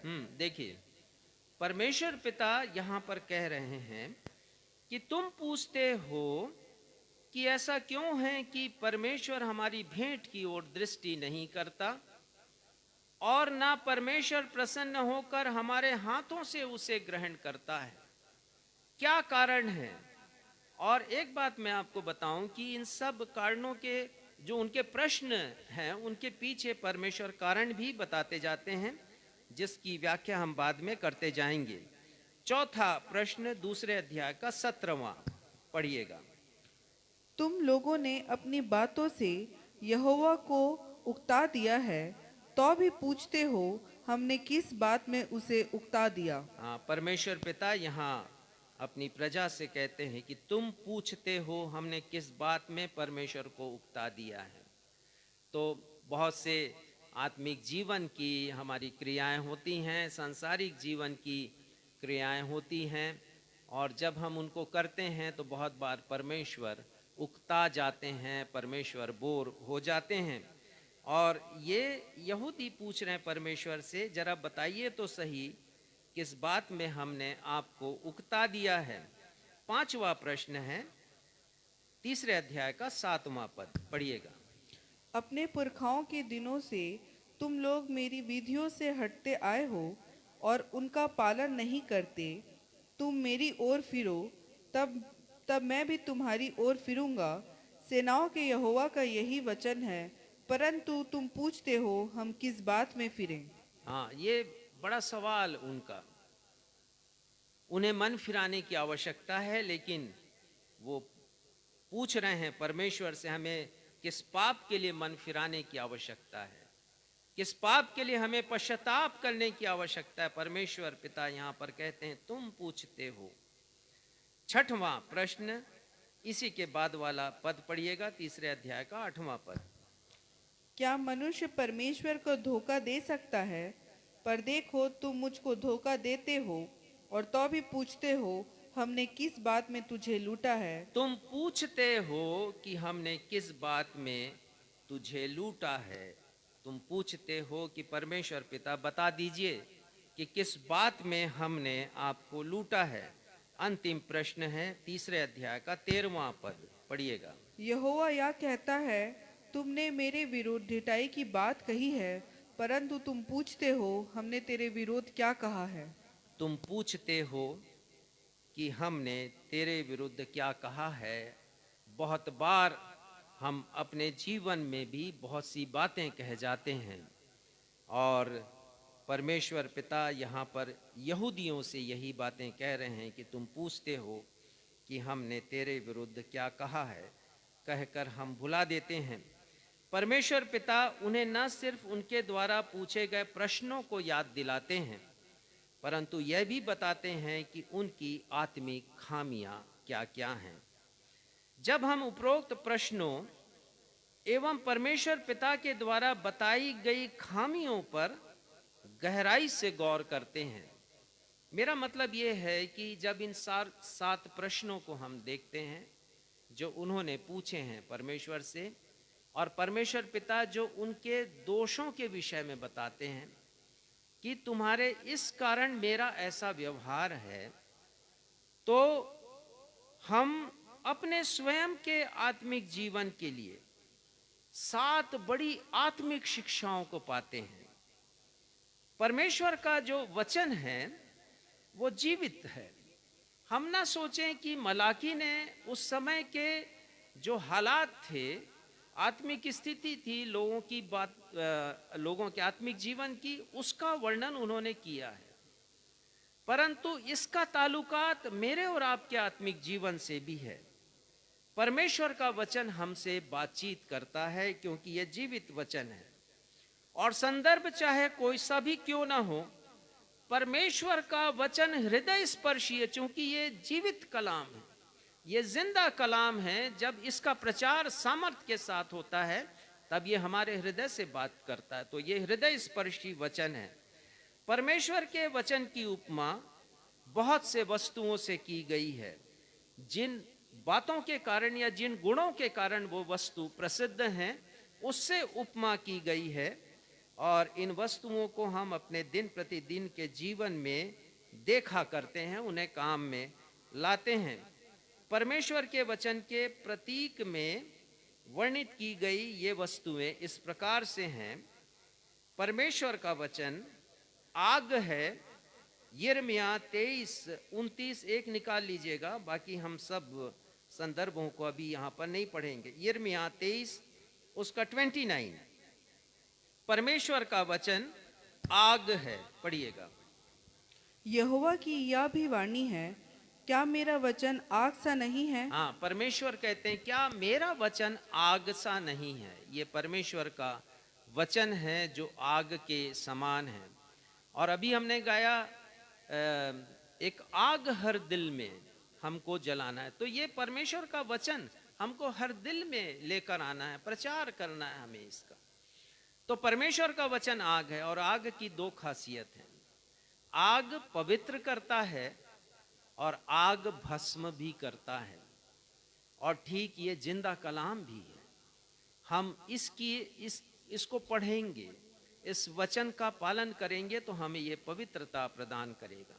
लेकिन यदि हम इसका अवज्ञा करेंगे, हम इसका आज्ञा पालन नहीं करेंगे वचन का, तो एक दिन ये वचन हमें भस्म भी करेगा। इसी के बाद पढ़िएगा। दूसरी वस्तु क्या है जो अपने गुण के लिए मशहूर है?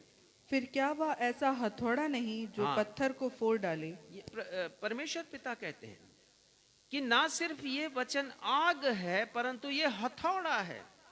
अर्थात जिस प्रकार हथौड़ा पत्थर को तोड़ता है, उसी प्रकार परमेश्वर का वचन हमारे कठोर हृदय को तोड़ देता है, चकनाचूर कर देता है।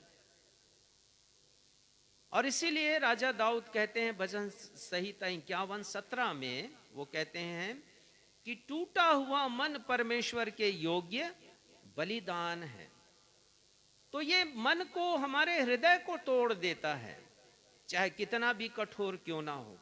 और हमने देखा है कि कठोर से कठोर हृदय वालों के पास भी जब ये जीवित कलाम पहुंचता है, वचन पहुंचता है, तो उनके हृदय को ये खंडित कर देता है, उन्हें नम्र बना देता है।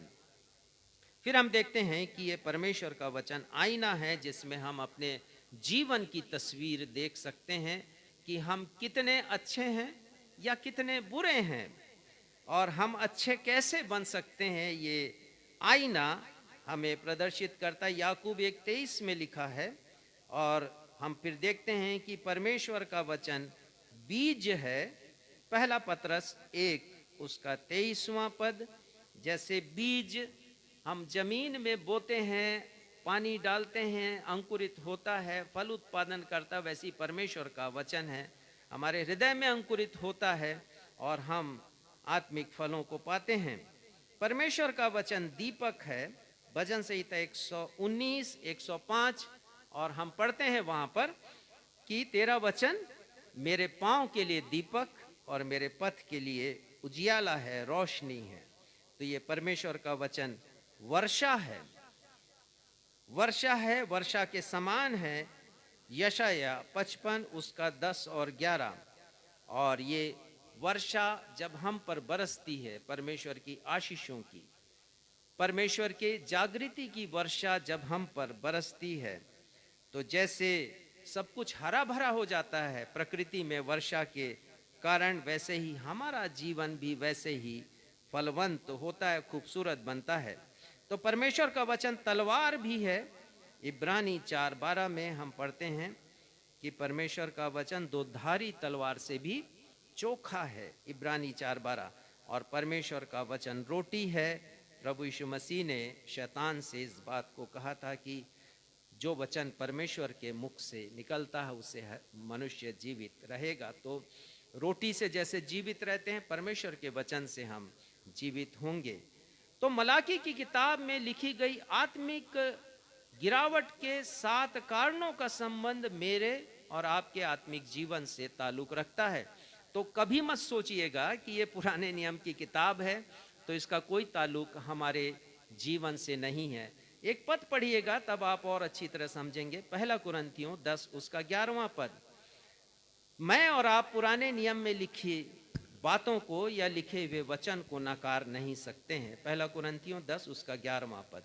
परंतु ये सब बातें जो उन पर पड़ी दृष्टांत की रीति पर थी, और वे हमारी चेतावनी के लिए जो जगत के अंतिम समय में रहते हैं लिखी गई है। हाँ, संत पौलुस लिखते हैं कि जो कुछ लिखा गया है पुराने नियम में, जो कुछ भी घटनाएं हैं, जो बातें लोगों के समय के हिसाब से लोगों के जीवन पर पड़ी हैं, यहाँ हम देखते हैं कि वो लोग परतंत्रता में गए थे, गुलामी में गए थे, तो वो दृष्टांत की रीति पर थी और वो हमारी चेतावनी के लिए लिखी गई।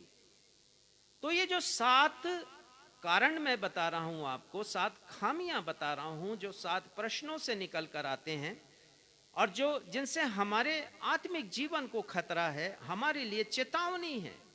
और वो कहते हैं जो जगत के अंतिम समय में रहते हैं उनके लिए लिखी गई। तो स्पष्ट है ये हमारे लिए लिखी गई हैं, तो हमें सतर्क रहने की आवश्यकता है। परमेश्वर का वचन हमारी चेतावनी के लिए लिखा गया है और संदर्भ आया है, तो मैं चाहूँगा कि हम उसे भी पढ़ लें। 2 तीमुथियुस 3 उसका 16 और 17 पद, ताकि आपके मन में यदि कोई प्रश्न है तो उसका उत्तर भी आपको मिल जाए कि इस परमेश्वर के वचन को लिखा है तो किसने लिखा है, कौन इसका ऑथर है, मनुष्यों ने लिखा है या परमेश्वर के द्वारा ये मनुष्यों से लिखवाया गया है। पढ़िएगा 2 तीमुथियुस 3 अध्याय 16 और 17 पद। संपूर्ण पवित्र शास्त्र परमेश्वर की प्रेरणा से रचा गया है। संपूर्ण पवित्र शास्त्र, आप पुराने नियम को ले लीजिए, उत्पत्ति से लेकर मलाकी, नए नियम को ले लीजिए, मत्ती से लेकर प्रकाशित वाक्य। और संत पौलुस लिख रहे हैं कि संपूर्ण पवित्र शास्त्र परमेश्वर की प्रेरणा से लिखा गया है, प्रेरित किए गए हैं लोग परमेश्वर के द्वारा। और आगे, और उपदेश और समझाने और सुधारने और धार्मिकता की शिक्षा के लिए लाभदायक है। इन बातों के लिए लाभदायक है, हम सब के लिए। तो पुराना नियम भी हमारे लिए लाभदायक है। बहुत से लोग आउटराइट रिजेक्ट कर देते हैं, नकार देते हैं, बोले नहीं सिर्फ नया नियम की शिक्षा हमारे लिए उपयुक्त है। बिना पुराने नियम के हम नए नियम को समझ भी नहीं सकते हैं। सैद्धांतिक रूप से पुराने नियम की बातें हमारे लिए बड़ी आवश्यक हैं। अनेकों बार हम अपने आत्मिक स्थिति को लेकर निश्चिंत हो जाते हैं, अपनी आत्मिक स्थिति को लेकर हम बड़े आश्वस्त हो जाते हैं और बेफिक्र हो जाते हैं। हम सोचते हैं कि हमारा चर्च का जो जीवन है, चर्च लाइफ है, हमारे लिए पर्याप्त है, हमारे धार्मिक जीवन के लिए हम जितना कर रहे हैं वहाँ पर वो हमारे लिए पर्याप्त है। हम सोचते हैं कि हम आत्मिक सभाओं में जा रहे हैं, आत्मिक सभाओं में हम उपस्थित होते हैं, हमारे लिए वो पर्याप्त है। हम समझते हैं कि हम प्रार्थना कर रहे हैं तो वो हमारे लिए पर्याप्त है, हम जो देनगी दे रहे हैं वो हमारे लिए पर्याप्त है। हम बहुत कम अपना आत्मिक विश्लेषण, अपना आत्मिक आकलन करते हैं, और इसीलिए हमें आत्मिक विश्लेषण करने की आवश्यकता है, अपने भीतर झांकने की आवश्यकता है कि आत्मिक रूप से आज हम कहां पर हैं। हम ये सोचकर सेटिस्फाई ना हो जाएं कि अरे हम तो चर्च के मेंबर हैं, हम चर्च में देनगी देते हैं, हम तो चर्च अटेंड करते हैं, हम इसे ही पर्याप्त ना समझें। हमें अपने आप को भीतर झांकने की आवश्यकता है क्या, और ये देखने की आवश्यकता है कि क्या आज भी हम वही हैं जहां से हमने आत्मिक जीवन की शुरुआत की थी।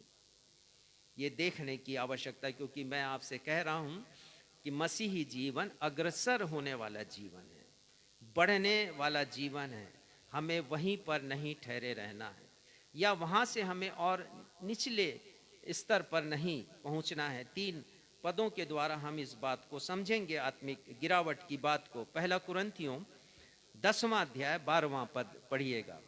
1 कुरिन्थियों 10वां अध्याय 12वां पद, और ये हमारे लिए बहुत ही शिक्षाप्रद है। ये पद पढ़िएगा।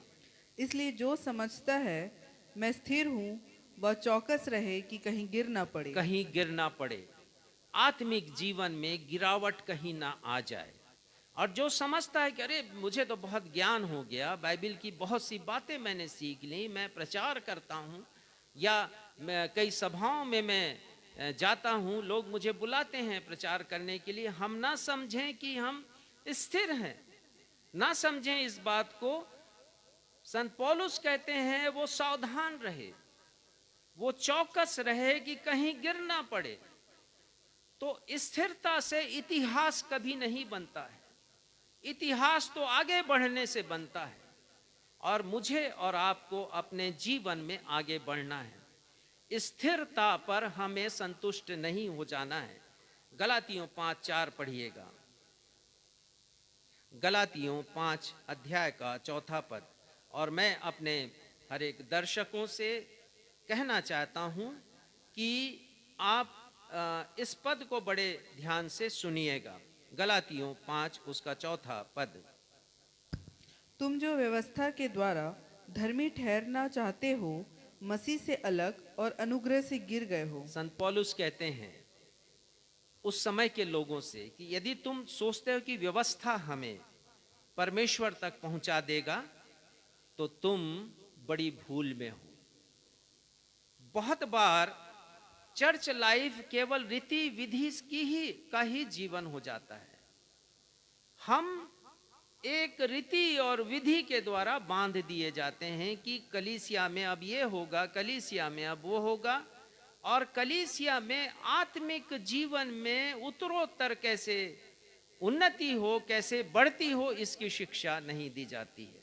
रीति और विधि से बांध दिया जाता था। ठीक ऐसे ही जो संत पौलुस के समय में यहूदी थे जो व्यवस्था से बंधे हुए थे, और वो सोचते थे कि ये रीति विधि या व्यवस्था उनको धर्मी ठहरा देगी। बहुत बार हम यही सोचते हैं कि हमने चर्च की सदस्यता ले ली, हम सदस्य बन गए हैं, हम अपना मासिक शुल्क जमा करते हैं, हम प्रभु भोज की सहभागिता लेते हैं, हम प्रार्थना करते हैं, हम आराधना में भाग लेते हैं, हम बहुत सी गतिविधियों में ही शामिल होते हैं। हम सोचते हैं कि ये हमें धर्मी ठहरा देगा। लेकिन संत पौलुस कहते हैं कि तुम मसीह से अलग हो, तुम मसीह में नहीं हो, तुम मसीह से अलग हो यदि ऐसा सोचते हो, और मसीह के अनुग्रह से गिर गए हो, तो ये गिरावट आती है। ऐसी सोच गिरावट उत्पन्न करती है। इब्रानियों 5वां अध्याय और उसका 4 पद पढ़िएगा। आत्मिक गिरावट से बचने के लिए ये तीनों पद बड़े महत्वपूर्ण हैं। इब्रानी 5 उसका 4 पद। यह आदर का पद कोई अपने आप से नहीं लेता, जब तक कि हारून के समान परमेश्वर की ओर से ठहराया न जाए। उसको देखिए, वो लिखा है, सो हम उस विश्राम स्थान स्वर्ग में प्रवेश करने का यत्न करें। इब्रानियों 5वां अध्याय, और शायद पद संख्या मैंने गलत लिख ली है, 5वां अध्याय, वहां पर यह लिखा है कि उस विश्राम स्थान में प्रवेश करने का यत्न करें।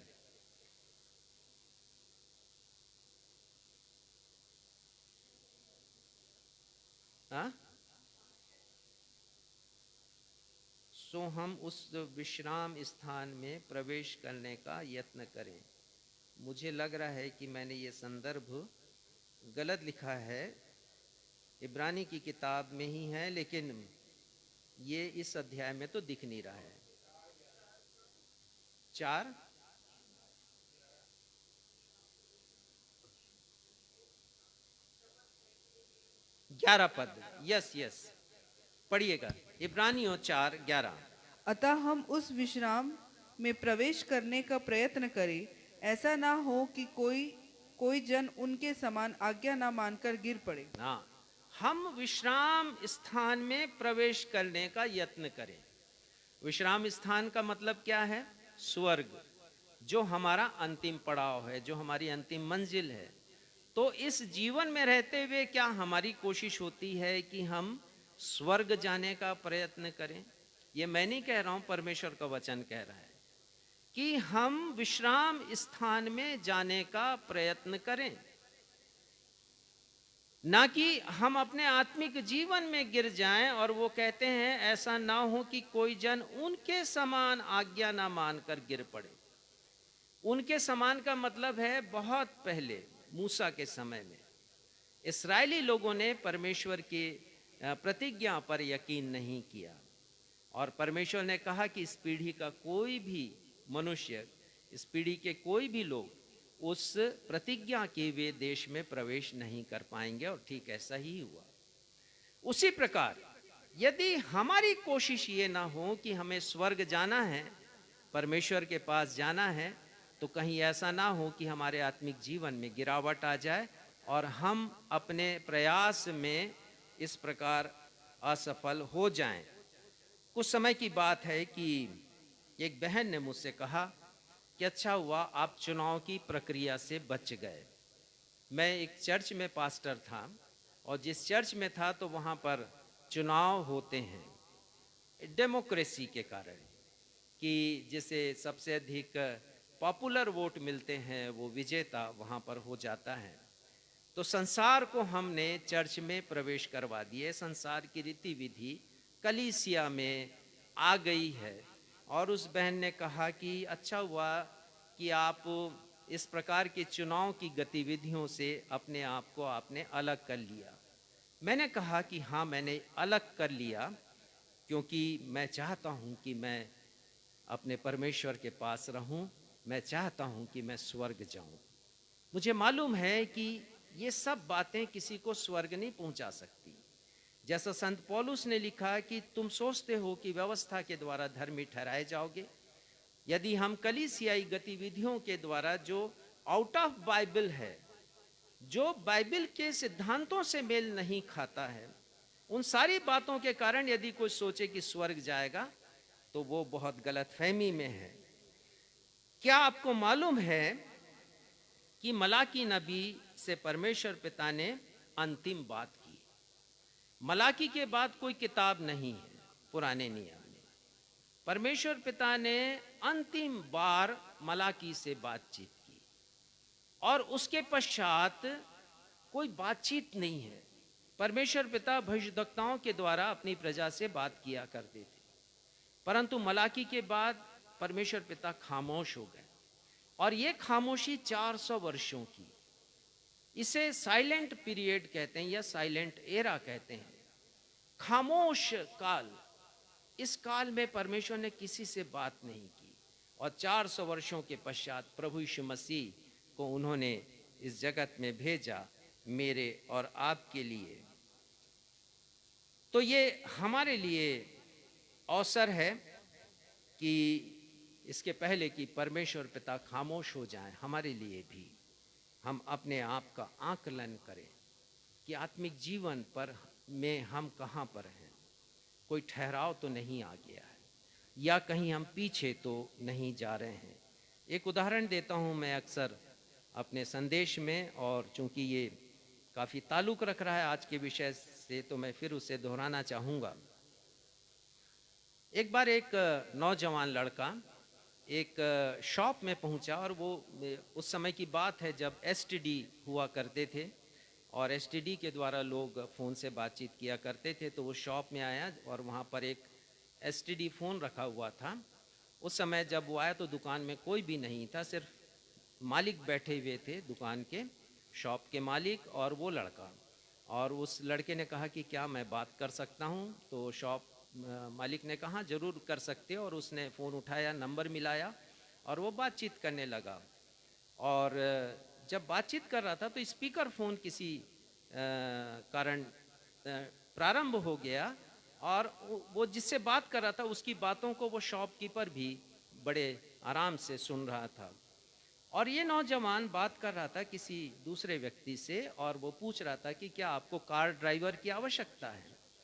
तो वो कहने लगे कि नहीं नहीं, कार ड्राइवर की आवश्यकता नहीं है, ऑलरेडी मेरे पास एक ड्राइवर है। तो इस नौजवान ने कहा कि नहीं, आप मुझे रख लीजिए, मैं बहुत अच्छा ड्राइवर हूँ और आज तक मैंने कभी एक्सीडेंट नहीं किया है।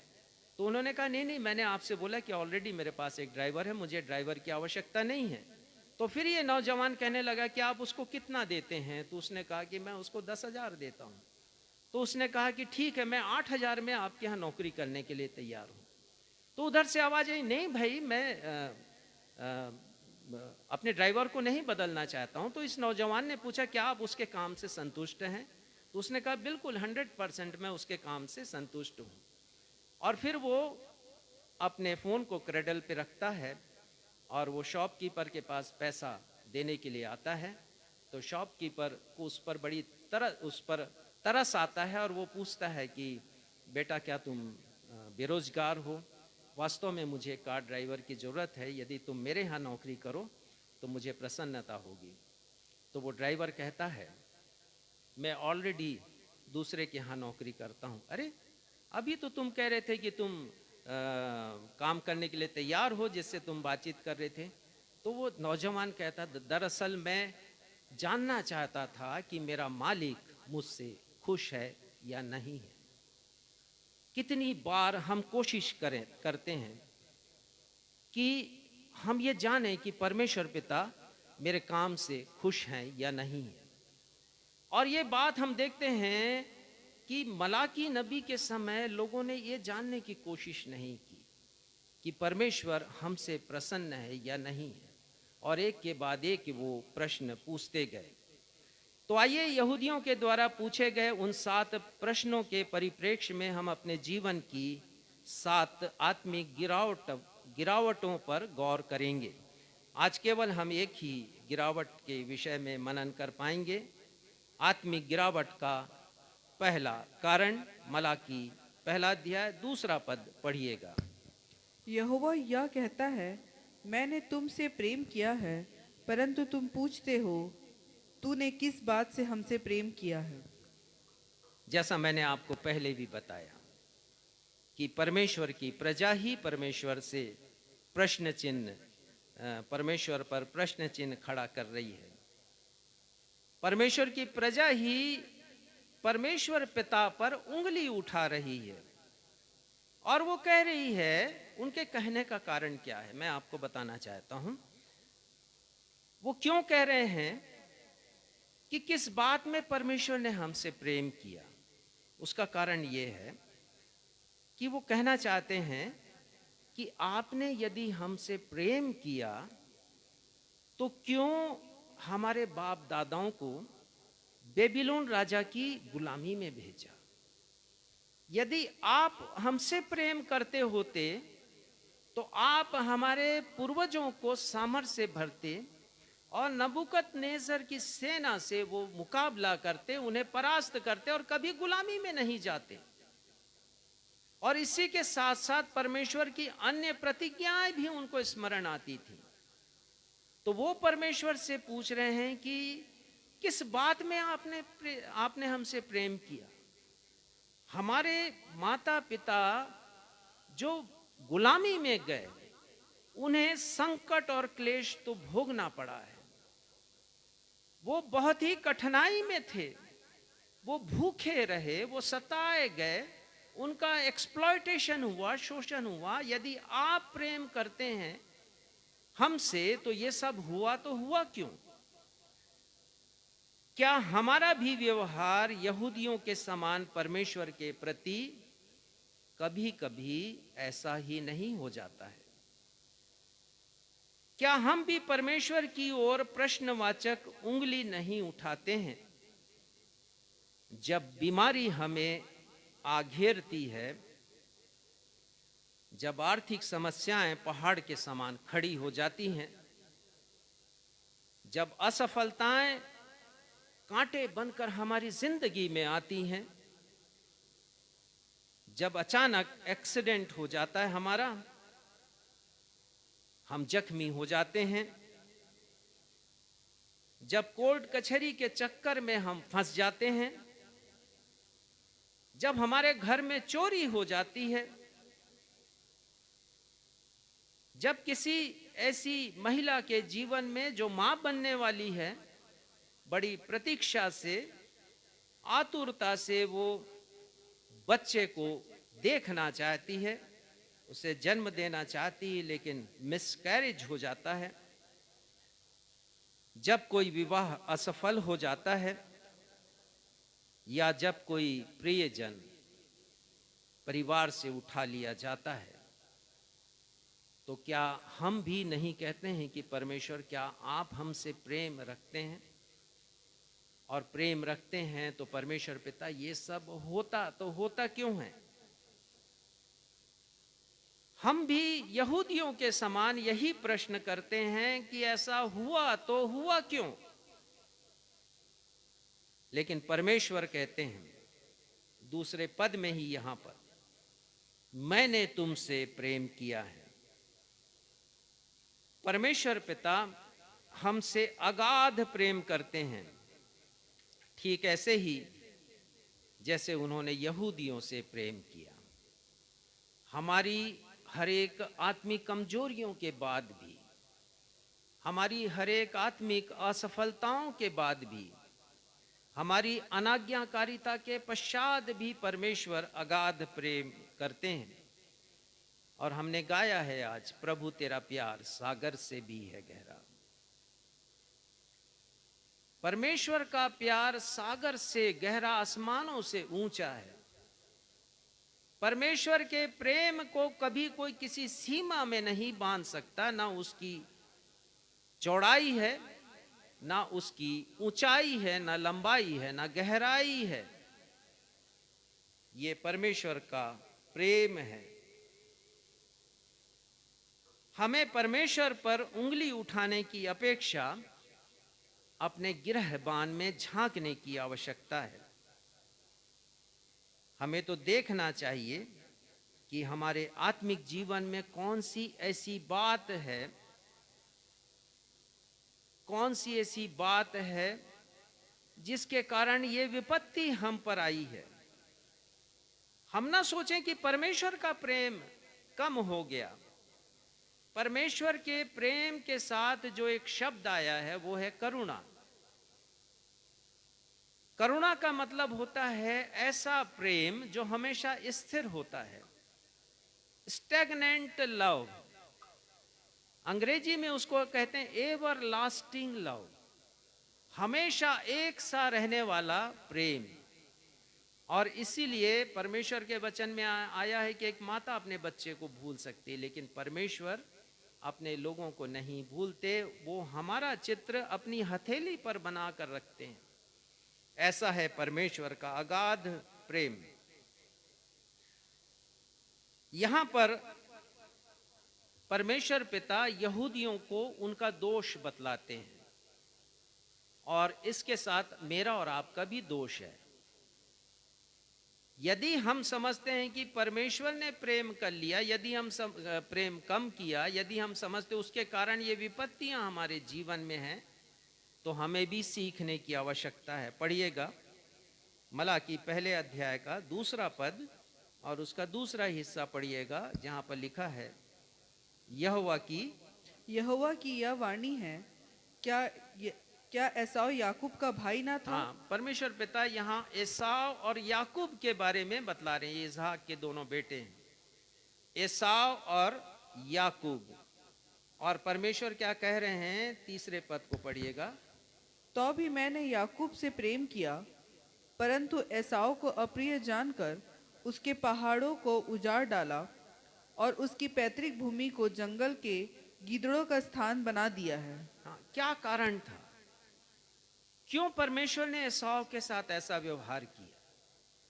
क्यों परमेश्वर ने याकूब से प्रेम किया? एक तुच्छ चीज के लिए, एक छोटी सी चीज के लिए एसाव ने, जो कि बड़ा पुत्र था, अपने पहलौठे होने के अधिकार को बेच दिया। यदि आप पढ़ें उत्पत्ति की किताब 25वां अध्याय और 29 पद से आगे, तो आपको पता चलेगा कि याकूब कुछ भोजन के लिए पका रहा था और यहां पर लिखा वो दाल पका रहे थे। उस समय शायद वो भोजन की वस्तु थी और उसे खाया करते थे लोग। और उसी समय एसाव आ गया, वो बहुत थका मांदा था और बहुत भूखा भी था, और वो कहता है एसाव से कि मुझे खाना दे। लेकिन याकूब यहां पर हम देखते हैं कि वो चालाक है। 31 पद में याकूब कहते हैं, याकूब ने कहा, अपना पहलौठा का अधिकार आज मेरे हाथ बेच दे। और एसाव अपने पहलौठे के अधिकार को केवल एक समय का खाना पाने के लिए बेच देता है। और ये कोई छोटी बात नहीं है, क्योंकि 34 पद में लिखा है, उत्पत्ति 25 के 34 पद में, एसाव ने अपने पहलौठे होने का अधिकार तुच्छ जाना। और हमारी क्या स्थिति है? बहुत बार हम जो परमेश्वर की संतान हैं, प्रभु यीशु मसीह पर विश्वास करने के द्वारा, यूहन्ना 1:12, हम जो संतान हैं, हम भी समझौता कर लेते हैं सांसारिक चीजों से और अपने संतान होने के अधिकार को तुच्छ जानते हैं। परमेश्वर ने हमें क्या क्या अधिकार दिया है, देखिएगा पहला पतरस दूसरा अध्याय 9वां और 10वां पद। पहला पतरस दूसरा अध्याय 9वां और 10वां पद हम देखेंगे कि यदि प्रभु यीशु मसीह में हैं तो मेरे और आपकी क्या उपलब्धियां हैं, हम देखेंगे उसको। 9वां पद पढ़िएगा।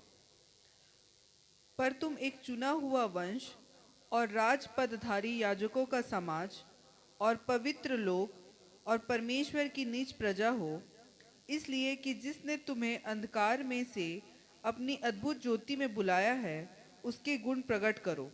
हाँ, तो हम परमेश्वर की निज प्रजा हैं, हम परमेश्वर के चुने हुए लोग हैं और बहुत सी बातें यहाँ पर लिखी हैं।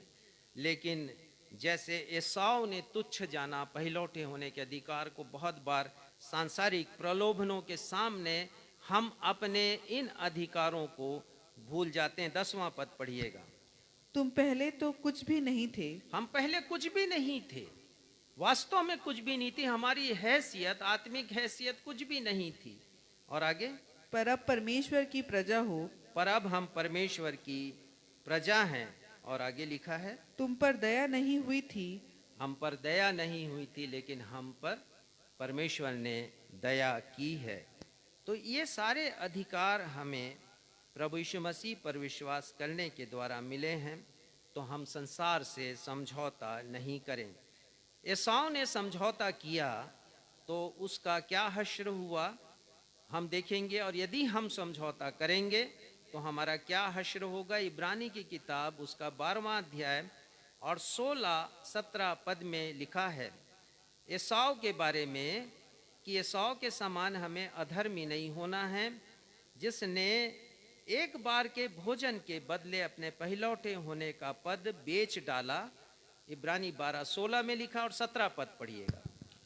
तुम जानते हो कि बाद में जब उसने आशीष पानी चाही तो अयोग्य गिना गया, और आंसू बहा बहा कर खोजने पर भी मन फिराव का अवसर उसे ना मिला। कहीं ये हमारे साथ ना हो जाए कि हम आंसू बहाते रहें और मन फिराव का अवसर हमें ना मिले। हम अपने पहलौटे होने के अधिकार के विषय में जानें। हम अपना आत्मिक गिरावट ना होने दें। हम अपने आत्मिक स्थिति का आकलन करें, विश्लेषण करें और ये जानें कि हम आगे कैसे बढ़ सकते हैं। उड़ाऊ पुत्र के विषय में हम देखते हैं कि उसकी आत्मिक गिरावट हुई, लेकिन एक दिन उसके जीवन में ऐसा आया कि वो अपने आपे में आया और फिर हम देखते हैं कि उसका आत्मिक उत्थान किस प्रकार से हुआ। हम चाहे दुख में हों, हम चाहे परेशानी में हों, संकट में हों या सकेती में हों, परमेश्वर के प्रेम को नहीं भूलें। परमेश्वर का महान प्रेम हमें बैतलहम के गौशाले की चरनी में नजर आता है। वो जो सृष्टि करता है, जन्म लेने के लिए किस स्थान को उन्होंने चुना है, हम परमेश्वर की महानता को देख सकते हैं। परमेश्वर का महान प्रेम प्रभु यीशु मसीह के अभाव में बिताए गए जीवन में हमें नजर आता है और परमेश्वर का महान प्रेम गोलगथा के क्रूस पर नजर आता है। हम परमेश्वर के प्रेम पर कभी प्रश्न चिन्ह नहीं उठाएं, बल्कि अपने आत्म का निरीक्षण करें। रोमियो 5 उसका 8वां पद पढ़िएगा। और हम सब जानते हैं यूहन्ना 3:16 में क्या लिखा है। परमेश्वर का प्रेम ऐसा प्रेम है जिसकी कोई व्याख्या नहीं है, वो अवर्णनीय प्रेम है। रोमियो 5:8। परंतु परमेश्वर हम पर अपने प्रेम की भलाई इस रीति से प्रकट करता है कि जब हम पापी ही थे तभी मसीह हमारे लिए मरा। जब हम पापी ही थे तब मसीह मरा। ये तो महान प्रेम है, परमेश्वर का प्रेम, कि परमेश्वर ने अपने प्रेम की भलाई इस प्रकार से प्रकट की। इसके पहले कि हमारा जन्म हो, हम इस संसार में आए, प्रभु यीशु मसीह ने पहले ही अपनी कुर्बानी दे दी, पहले ही अपना बलिदान हमारे लिए कर दिया। और आज हमने पढ़ा सुसमाचार में से मरकुस 12:33, वहाँ पर लिखा, हम परमेश्वर से अपने सारे मन, सारे प्राण, सारी बुद्धि, सारी शक्ति से प्रेम रखें। तो हमें प्रेम रखने की आवश्यकता है। लेकिन विरोधाभास हम देखते हैं कि हम चाहते हैं कि परमेश्वर हमसे प्रेम करें, हम चाहते हैं कि परमेश्वर अपनी आशीषों से हमें परिपूर्ण करें, परंतु हम स्वयं परमेश्वर से कितना प्रेम रखते हैं? क्या ये सच नहीं है कि हम परमेश्वर पिता की अपेक्षा अपने पेट की चिंता ज़्यादा करते हैं? पेट से संबंधित हमारी नौकरी है, उसकी चिंता हम ज़्यादा करते हैं, अपने व्यवसाय की चिंता करते हैं, अपनी शिक्षा की चिंता करते हैं, हम अपने हॉबीज़ को पूरा करने की चिंता करते हैं। और यदि आप सोचें ध्यान से तो इस बात के ऊपर भी आप मनन करें कि हम इनसे अधिक प्रेम करते हैं कि परमेश्वर से अधिक प्रेम करते हैं। हम अपने पद से अधिक प्रेम करते हैं, हम अपने धन संपत्ति से परमेश्वर की अपेक्षा अधिक प्रेम करते हैं, अपनी प्रतिष्ठा से अधिक प्रेम करते हैं। तो हमें सोचने की आवश्यकता, मनन करने की आवश्यकता है कि हम परमेश्वर से चाहते हैं कि परमेश्वर हमसे प्रेम करे, आशीषों से परिपूर्ण करे, लेकिन स्वयं हम कितना प्रेम परमेश्वर से करते हैं। राजा दाऊद लिखते हैं भजन संहिता 86:12, आज उत्तरवादी की रीति से पढ़ा गया। वो कहते हैं, संपूर्ण मन से तेरा धन्यवाद करूंगा। आवश्यकता है कि हम संपूर्ण मन से परमेश्वर से प्रेम रखें, ताकि हम परमेश्वर के महान प्रेम को अपने जीवन में समझ सकें और अपने जीवन में हम और अग्रसर हो सकें, आत्मिक गिरावट हमारे जीवन में नहीं आए। इसके पश्चात जो दूसरे अन्य कारण हैं, आने वाले रविवार को हम देखेंगे, और उसके पश्चात भी हम जब तक समाप्त ना हो हम इस पर मनन करते रहेंगे।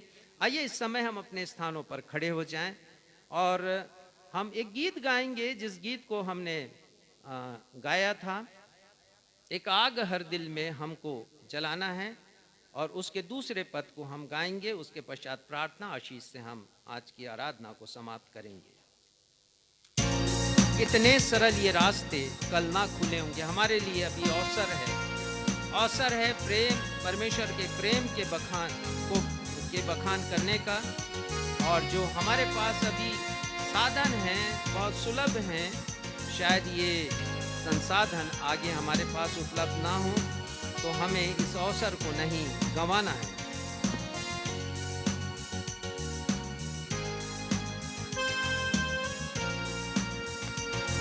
इतने सरल ये रास्ते कल ना खुले होंगे, प्रचार के अवसर हमें हासिल नहीं होंगे।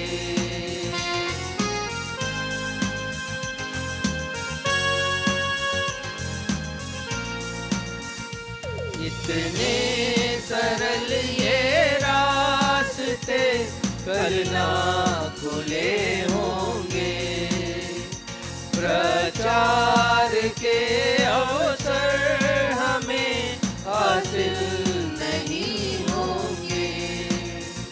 तैयार रहना कल हमें खुद को मिटाना है, भटके हुए जीवन को प्रभु से मिलाना है। एक आग हर दिल में हमको जलाना है, भटके हुए जीवन को प्रभु से मिलाना है। एक आग हर दिल में। हे हमारे पिता, इस समय हम आपके पास आते हैं प्रभु। हम धन्यवाद देते हैं पिता, मलाकी की किताब से आपने हमसे बातचीत की है। पिता, हमने आज उस प्रथम कारण के ऊपर मनन किया, जिसके कारण आपने मलाकी के समय के लोगों का ध्यान आकर्षित किया और उनके आत्मिक गिरावट का कारण था कि उन्होंने पहलौठे होने के अधिकार को बेचा था, समझौतावादी बन गए थे संसार के साथ। संसार को आपकी अपेक्षा अधिक ऊंचा स्थान उन्होंने दिया। प्रार्थना करते हैं पिता कि हमारे स्वयं के आत्मिक जीवन में इस प्रकार की गिरावट ना आए, कि हम एसाव के समान अपने उन अधिकारों को जिसे हमने आपकी संतान होने के कारण पाया है, शैतान के हाथों में बेच दें, उसे हम तुच्छ समझें। हमारी प्रार्थना है पिता कि आज के वचन के द्वारा आप हमारे हृदय से बातचीत करें। होने दीजिए पिता कि हम अपने इस आत्मिक जीवन की यात्रा में आगे की ओर बढ़ें, पीछे की ओर ना जाएं, या एक ही स्थान पर हम खड़े ना रहें। आपका वचन हमें आगे बढ़ने के लिए कहता है। आपका वचन चाहता है कि आत्मिकता में हम गिरे नहीं, हमारा अवमूल्यन ना हो, हम में गिरावट ना हो। आज एक कमी के ऊपर हमने विचार किया। हम अपने हृदय में झांकें, देखें कि क्या कमी है, क्या वो पहलौठे होने का अधिकार हम अपने पास कायम रखे हैं, या शैतान के प्रलोभन से हम बिक गए हैं। पिता, आप हमारी सहायता करें, आगे भी इस वचन को समझने में आप हमारी सहायता करें। आज की आराधना के लिए हम आपको धन्यवाद देते हैं, आपकी उपस्थिति के लिए, पवित्र आत्मा के प्रकाशन के लिए आपको धन्यवाद देते हैं। प्रार्थना करते हैं पिता अपने हर एक दर्शकों के लिए और हर एक उन लोगों के लिए जो कलीसिया में उपस्थित हैं। प्रार्थना करते हैं पिता ये वचन सब के लिए है। हम अपने आप को जांचें और यदि कोई कमी है हमारे समर्पण में तो उसे हम दूर करें, ताकि निर्बाध रूप से हम अपनी आत्मिक यात्रा को आगे बढ़ा सकें। धन्यवाद के साथ इस प्रार्थना को आपके बेटे, हमारे मुक्तिदाता, हमारे पथ प्रदर्शक, हमारे आगे आगे चलने वाले मुक्तिदाता प्रभु यीशु मसीह के नाम से मांगते हैं। सुनिए और ग्रहण कीजिए। हम सब कहें आमीन। आशीष ग्रहण करेंगे। अब हमारे अद्वैत पिता परमेश्वर का प्रेम, हमारे उद्धारकर्ता प्रभु यीशु मसीह का अनुग्रह और शांतिदायक पवित्र आत्मा की सहभागिता हम में से हर एक के साथ अब से लेकर हमारे उद्धारकर्ता प्रभु यीशु मसीह के दूसरे आगमन तक हमेशा होती रहे। हम सब कहें आमीन। जय मसीह।